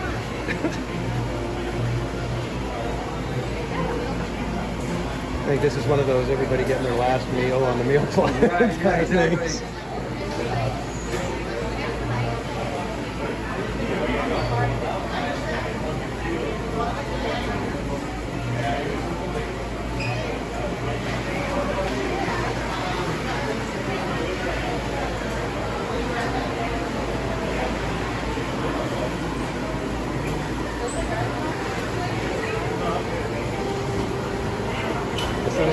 Side salad, and then need somebody to get over here to give you your garlic stick.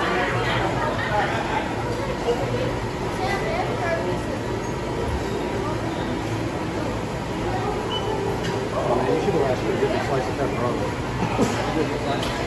Oh, yeah. You sure? Yeah. Oh, it's pizza.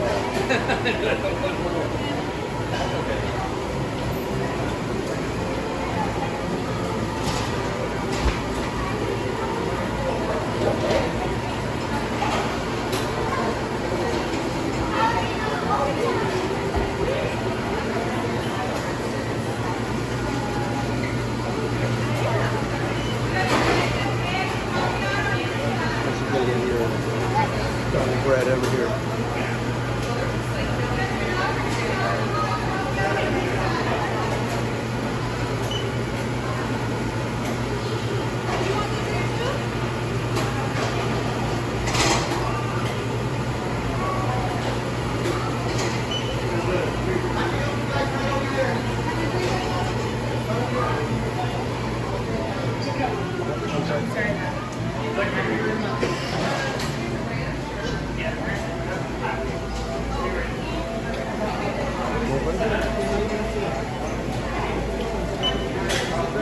Oh, you need to get your garlic stick though, dude. Oh, yeah, that's right. I'll be back.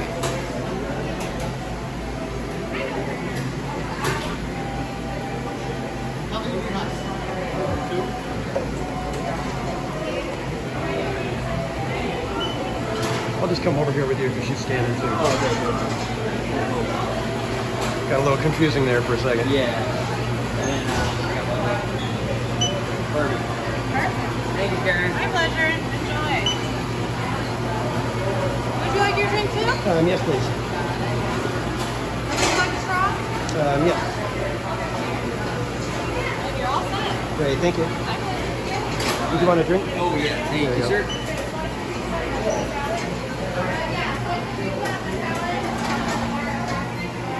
All right, guys, give me just a second. We're trying to get this figured out here. Trying to get it figured out. Lots of people here. And very messy, I must say.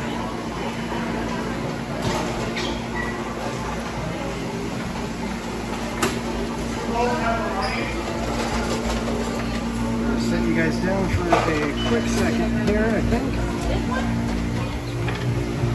Sorry, give me 1 second, guys.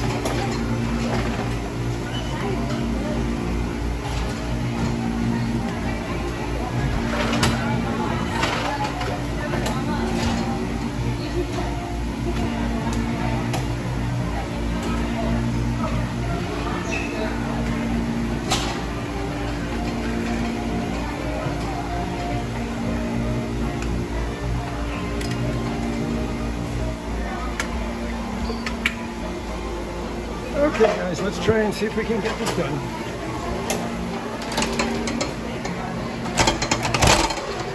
Thank you. All right, where did OG go? There he is. All right, let's get over here and eat some pizza.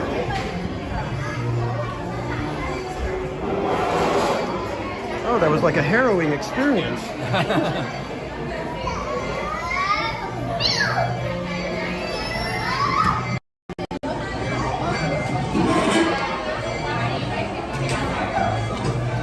All right, guys, we're back. We are back.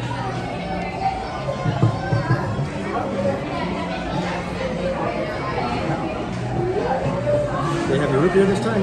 I got the berry punch. Oh, all right. You know? Branching out. Branching out. I need to go get a fork. I'll be right back. All right.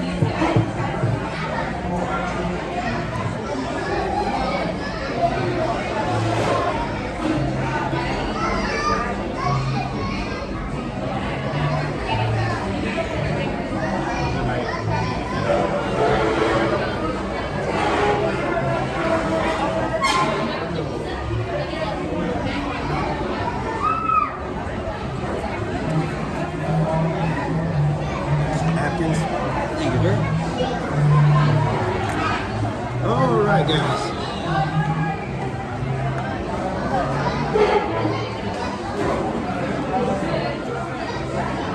So I hope you all have fun today. How's the pizza, OG? Really good.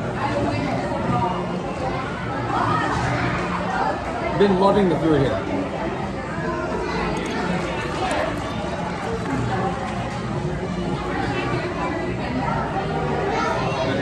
Yeah, I have to say, but when Knott started doing Boysenberry Festival, I think they realized they can corner the market on theme park food. Yeah. They stepped it up. And they nailed it.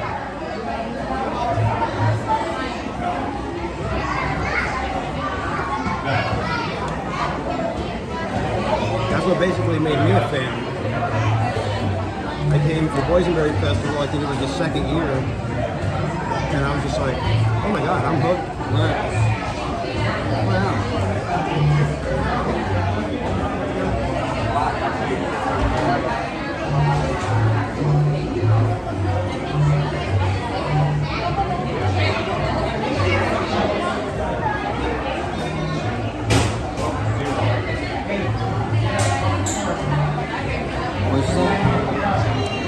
The pizza is awesome. Really, really good. I haven't tapped into the breadstick yet, but I'm sure it's fantastic too. You can't go wrong with garlic sticks. You know what I'm saying?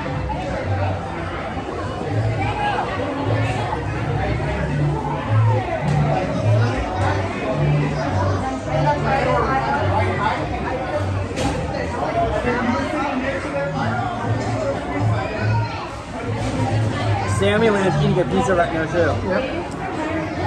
Sammy Land's eating pizza in solidarity with Casual and OG.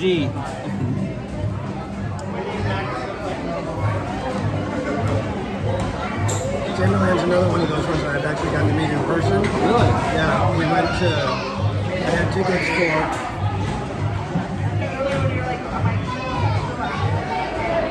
tickets for the backyard Disneyland. And I had extras because I had invited people and they weren't able to go. So I was like, oh hey, well I'll just put it out to anybody in SoCal that I know on Twitter. And Sammy Land was like, yeah, sure, I'll go.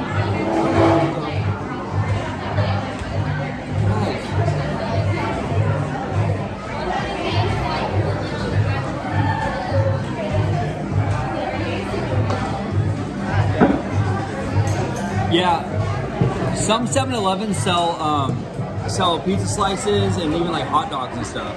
I know the one by my house does. Is the one by you? Do they sell food or whatever? You don't go? No.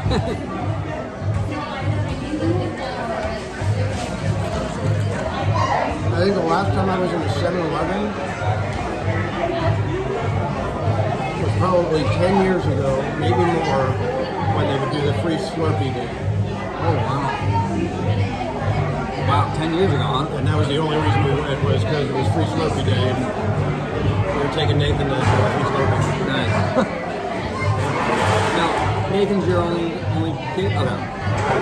He's older though, right? Teenager? Yeah, Oh, just turned 19. Oh, wow. Was it hard having a teenager where he's a great kid? Really mellow. You lucked out. Yeah, we did. And that's, I always joke around. I say that that's why we didn't ever decide to have any other kids, was because it was like, you know what? Nathan turned out great. I'm not taking any more chances. Smart. Smart. And he's a big theme park guy? He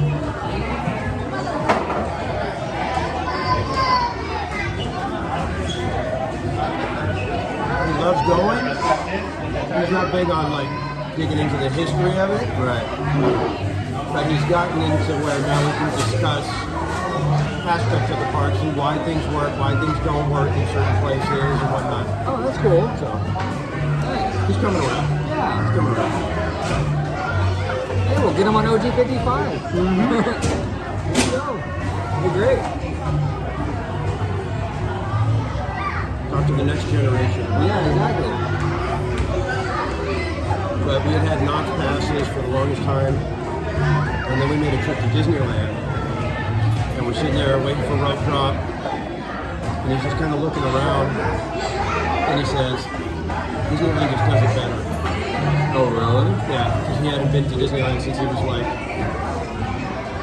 8 years old. Okay. And then he was going back when he's like 15, 16. So he was able to have a, you know, he'd gone to Knott's and Legoland and SeaWorld. But he hadn't been to Disneyland in a while.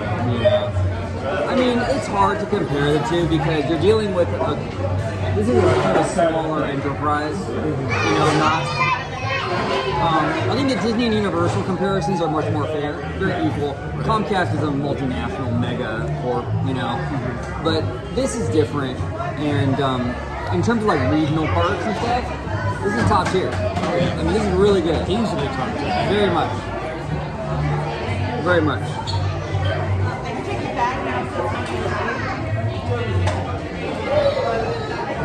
Any word on that Matt Renee situation? He left Cedar Fair.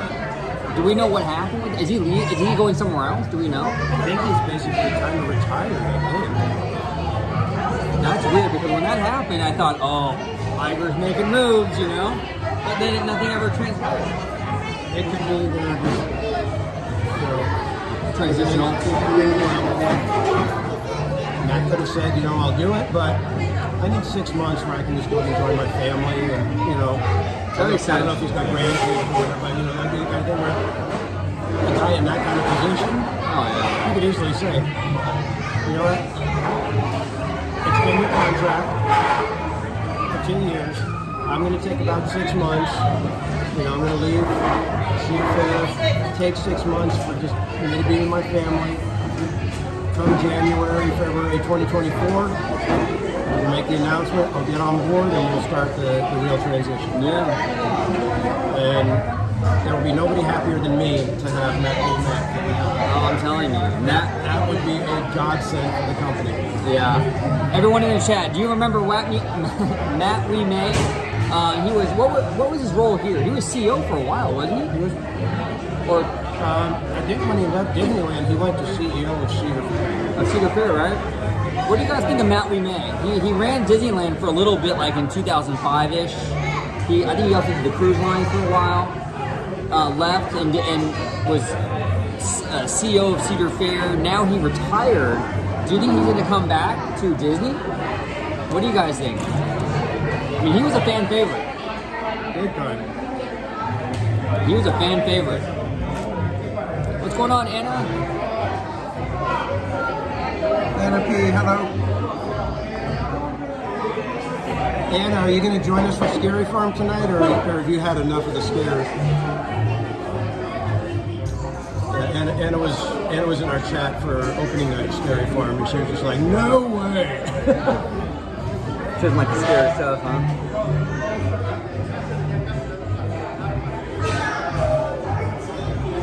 Oh, well, thank you. Appreciate that. Thank you so much. Yeah, I only hang around with people with good personalities. It helps to balance my horrible personality. Or lack thereof.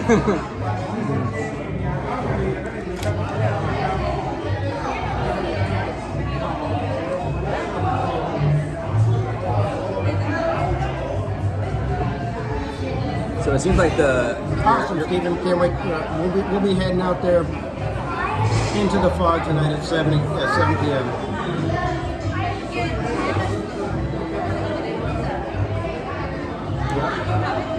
Seems like the phone's cooperating. We're in a cool area now. Yeah. That's good. Yeah.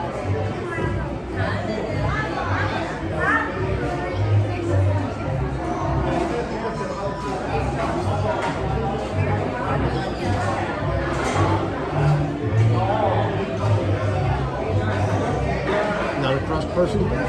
No, no. Oh, really? Are you a crust person? Love the crust. In the chat, are you crust people or not? I'm not a crust person. I eat it all. Everything goes. When it's pizza, you eat it all. Yeah, I can't do the crust. Didn't you say you were Italian?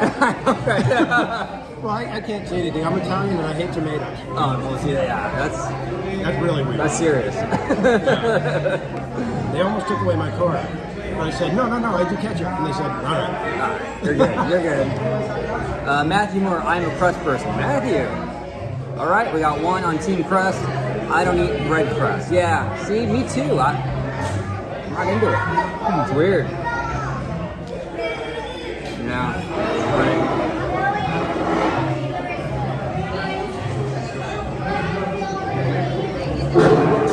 That is a good point, Samuel. And you paid for the bread, you better eat it. Yeah, exactly. Gotta finish the bread. Now, see, that sounds like a dad who has teenagers. Right. And I know you don't. Hey. Okay. She made an appearance on the show. There you go.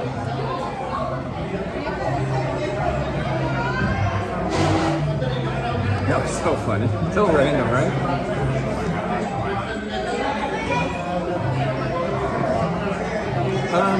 Jenna, yeah, we did see some ducks today, but there's not a good big body of water for them the way there is at Disneyland. Disneyland has lots of areas where they can kind of chill and then go sit on the rocks. Knott's doesn't have very many of those. No. We saw some bony ducks over there. Some Halloween ducks. Yeah. But those ain't going to be eating the crust either. No, I don't think so.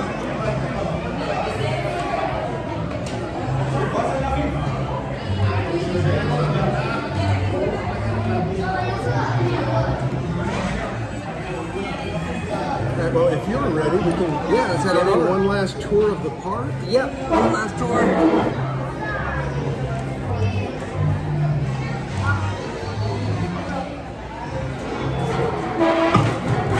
Sorry, guys. Didn't mean to smash.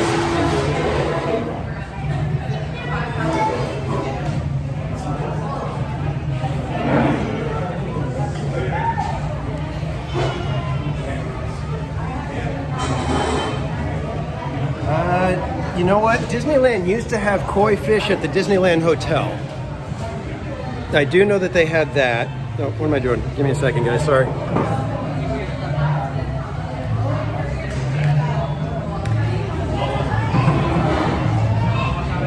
It's like when you're live streaming, you have like certain things that you have to do that like become part of your routine. And when I'm at Knott's, I have to clip the drink cup into the loop of the backpack so that I don't have to carry it. And as soon as I pick up the gimbal, I'm like, oh dang it, I gotta try to get that thing hooked up.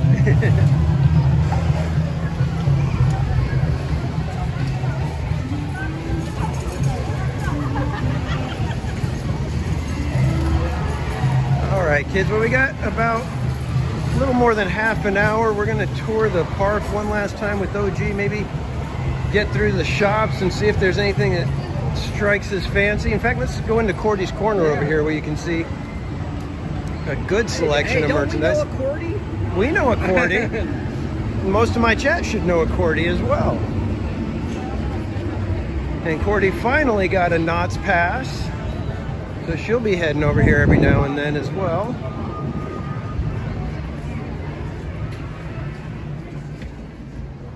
So in case you guys hadn't noticed, this is the place to get your Scary Farm merch. Oh, yeah. Oh, we can go out to the Legacy store still too, and you can get a flavor of Scary Farm. Yeah, absolutely. So lots of Scary Farm merch over here, and they got Scary Farm-opoly. Nice. And again, Knott's for some reason just has way more merchandise that I'm interested in than Disneyland. I don't know why. So much more variety. So like each store has a different flavor.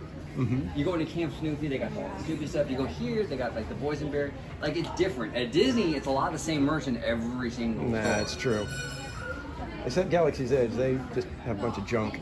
Yeah, well, they take themselves too seriously over there. Yeah, that's exactly There's no fun in any of the merch. Yeah, that's true. Hey, I love Palpatine, but I don't want a $4,000 head bust of him, you know? Yeah. Hey, Elisa. Welcome in. We are checking out Knott's Berry Farm with our good friend OG55. What do you guys think, Snoopy? That's actually an adorable sweater. Oh, it's really And they cute. do have the adult sizes over here. And they even have a Woodstock one? I think they have adult sizes. I thought they did. You got drunk Snoopy? That's not drunk Snoopy. That's his cousin Spike. Oh, Spike, there he is. Drunk Snoopy. Somebody needs to have a talk with this boy. You know? But see, even the Joe Cool hoodie looks better than most hoodies at Disneyland. Yeah, oh, totally. You know? That's cool. And that's just a simple one. Yeah. You No, know? the merch game is really strong. This is adorable. Now look at you. It's so cute. You got Charlie Brown with his good buddy Snoopy. And you got Cowboy Charlie Brown. And then they got these tumblers over here with the grippies that are shaped like Snoopy. It's just good stuff, man. It's very, very good. And then we're probably going to be doing a giveaway of some of these stickers. Maybe. We shall see. We might do a giveaway. I saw some earlier that I really liked, and I was like, you know what? I might do a giveaway for those. Oh, you don't want to be that person. Yeah, you don't want to be that person.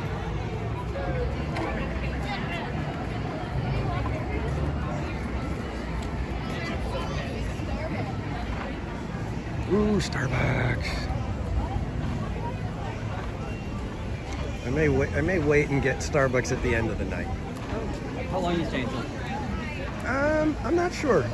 Depends how the night goes. The night goes well, we got a lively chat and everybody's having fun, we may stay a while.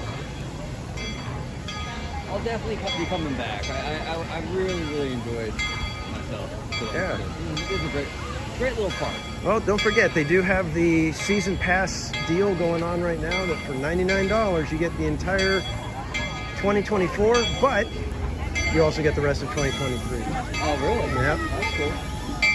Yeah, their season pass deal is phenomenal. I mean, it's like, and they start the deals in like early September. I think like right after Labor Day. Oh wow. They start with the $95, and you get the rest of 2023. You know, so you get the rest of this year and the next year. Nice. And it goes with, you know, if you do the parking pass, and then if you do the all-season dining, both of those kick in for this year as well as all of next year. Cool. So you could get a fantastic deal your first year. Contest, right?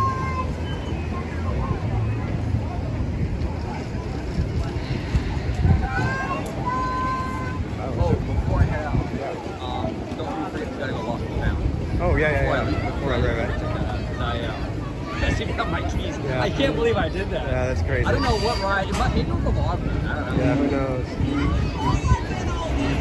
And I think Log Ride might be down from what I'm looking at, because there's no water coming down the hill, and I haven't seen a log drop. So I wonder if they already closed log ride for the. Might be down. It's weird. And I'm surprised they still have Calico Mine Ride line open. I would have thought that they'd like cut it off and tell everybody sorry. Because those people are going to be in here well after 5. Oh, jeez.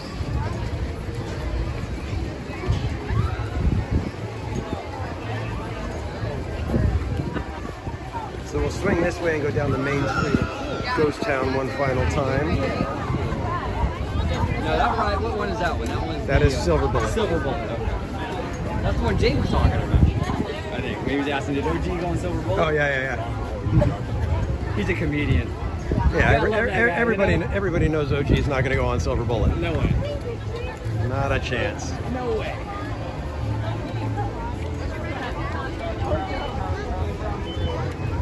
And I know it's for effect, but I think that's maybe a little bit too much cobwebs.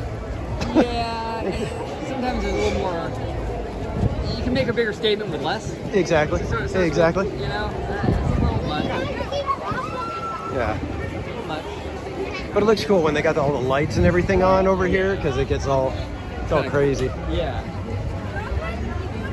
That's why I said I'm disappointed that the sky cabin isn't working, because last time I had wanted to go up and see not Scary Farm from the sky and see how it looks like with all the fog coming up over the buildings and lights and everything, and I didn't get a chance to do it, and now it's not working today, and I'm like, oh, dang it.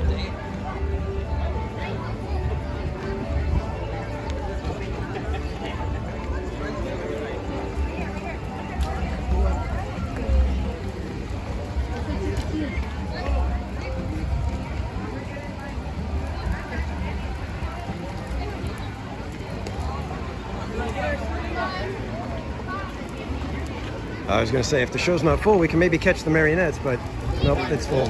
Yeah, they got the full sign up. Things sold out quick, huh? Packs filled in. Yeah, I mean, it's a pretty small theater, but yeah, I think it's a combination of it's crowded, people want something to do, and that's, you know, in the shade, in the air conditioning, Yeah. and you get to sit down for a little while.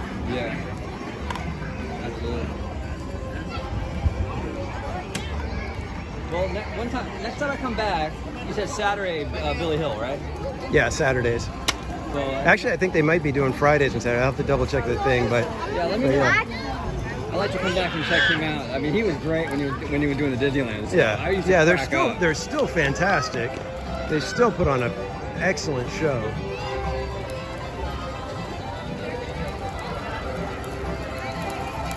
Like something like this, like a gun shop, Uh-huh. would never fly at Disneyland right now. There's No. no way, dude. There's no I mean, look at way. those weapons you can buy. Yeah, there's no way. Rubber band guns. There's no way they'd sell that at Disneyland. Do they? They don't sell stuff like No, that. they stopped. They used to sell like Davy Crockett, like rifles and back in the day, and they stopped doing that years ago. Yeah, my brother was asking if they still had the coonskin caps, and we saw them the last time I was like, oh yeah, they got coonskin caps still. Oh, do they? I haven't seen those in a while. Yeah, we went through, I think it's called Bonanza Outfitters. Yes. And somebody told me somebody in the chat, Silver Stars Adventures, he was all, go to the shop in Frontierland and ask about the safe. I was like, what? He said, I'll just go to the counter and ask him to show you what's in the safe. I was like, or ask about the safe. And I was like, all right. So I go in there and there's nobody at the register, no customers at the register, and 3 cast members. And so I walk in with the gimbal and I'm like, hi, I'm live streaming right now, and somebody in my chat said to come in and ask you about the safe. It's a good thing you prefaced with that. Yeah. Otherwise, they would have thought you were holding them up. I know, exactly. What's in the safe? So I was like, they told me to ask you about the safe. And so they say, and the one lady looks at the other one and she's all, do you know what he's talking? She's all, yeah, go ahead and show him, it's right there. And so she turns around and like moves some stuff on the wall, and there's a safe. And then he says, ask to see what's in it. And so can I see what's in it? And so she opens the safe and there's like a little money bag, and then in a drawer she opens a drawer and there's little like gold coin kind of things. Oh, that's cool. And I was like, Is she going to give me one of the gold coins because I asked about it? No, she didn't. That's interesting. But yeah, there's and according to Silver Stars, it was something that Walt just wanted put in. He was like, yeah, I want there to be a safe, you know, in the wall like that. I'm like, okay. That's great. So, all right, guys, I think we are going to call it here since we're coming up at the entrance exit area. So let me flip the let's get in the shade over here so we're not blinding anyone. So, thank you everybody for joining us today. I had a blast. We were showing OG what Knott's Berry Farm is all about nowadays and how much fun it is. So maybe we can convince him that, you know what, he should just get the $99 season pass for next year, and we'll be able to visit with him and hang out with him here at Knott sometimes. So everybody, can we get ice creams in the chat to say thank you to OG for hanging out with us today? And hopefully, thank you all. It was fun. Yeah, hopefully we'll be able to hang out with him here at Knott's or even Disneyland sometime soon again. Otherwise, you may see me on his channel doing some panel discussions. Like I said, he does deep dives into everything Disney, and that's parks, movies, corporate stuff. I mean, you heard him asking, you know, hey, what do you guys think of Matt We Met? Yeah. So most of you guys are like, who? But yeah, if you hang out with OG long enough, you'll start to learn all these things, and you'll be a better person for it because he's gonna give you all kinds of information. But I want to say thank you to everybody for hanging out today. This was a blast. It was so much fun. Like I said, hanging out with OG, getting to show him all the stuff at Knott's Berry Farm and why we love this little park. We will be back in just a couple hours for Knott's Scary Farm tonight, 7 p.m. Pacific time. We'll be back here going into the fog, checking more of the scares and all the ghouls and monsters out. So until then, have a great night, kids. Hopefully we'll see you tonight back at Scary Farm. If not, I will be back at Disneyland Friday the 13th. We'll be back at Disneyland for more Halloween time over there. So again, have a great night, kids. We'll see you next time.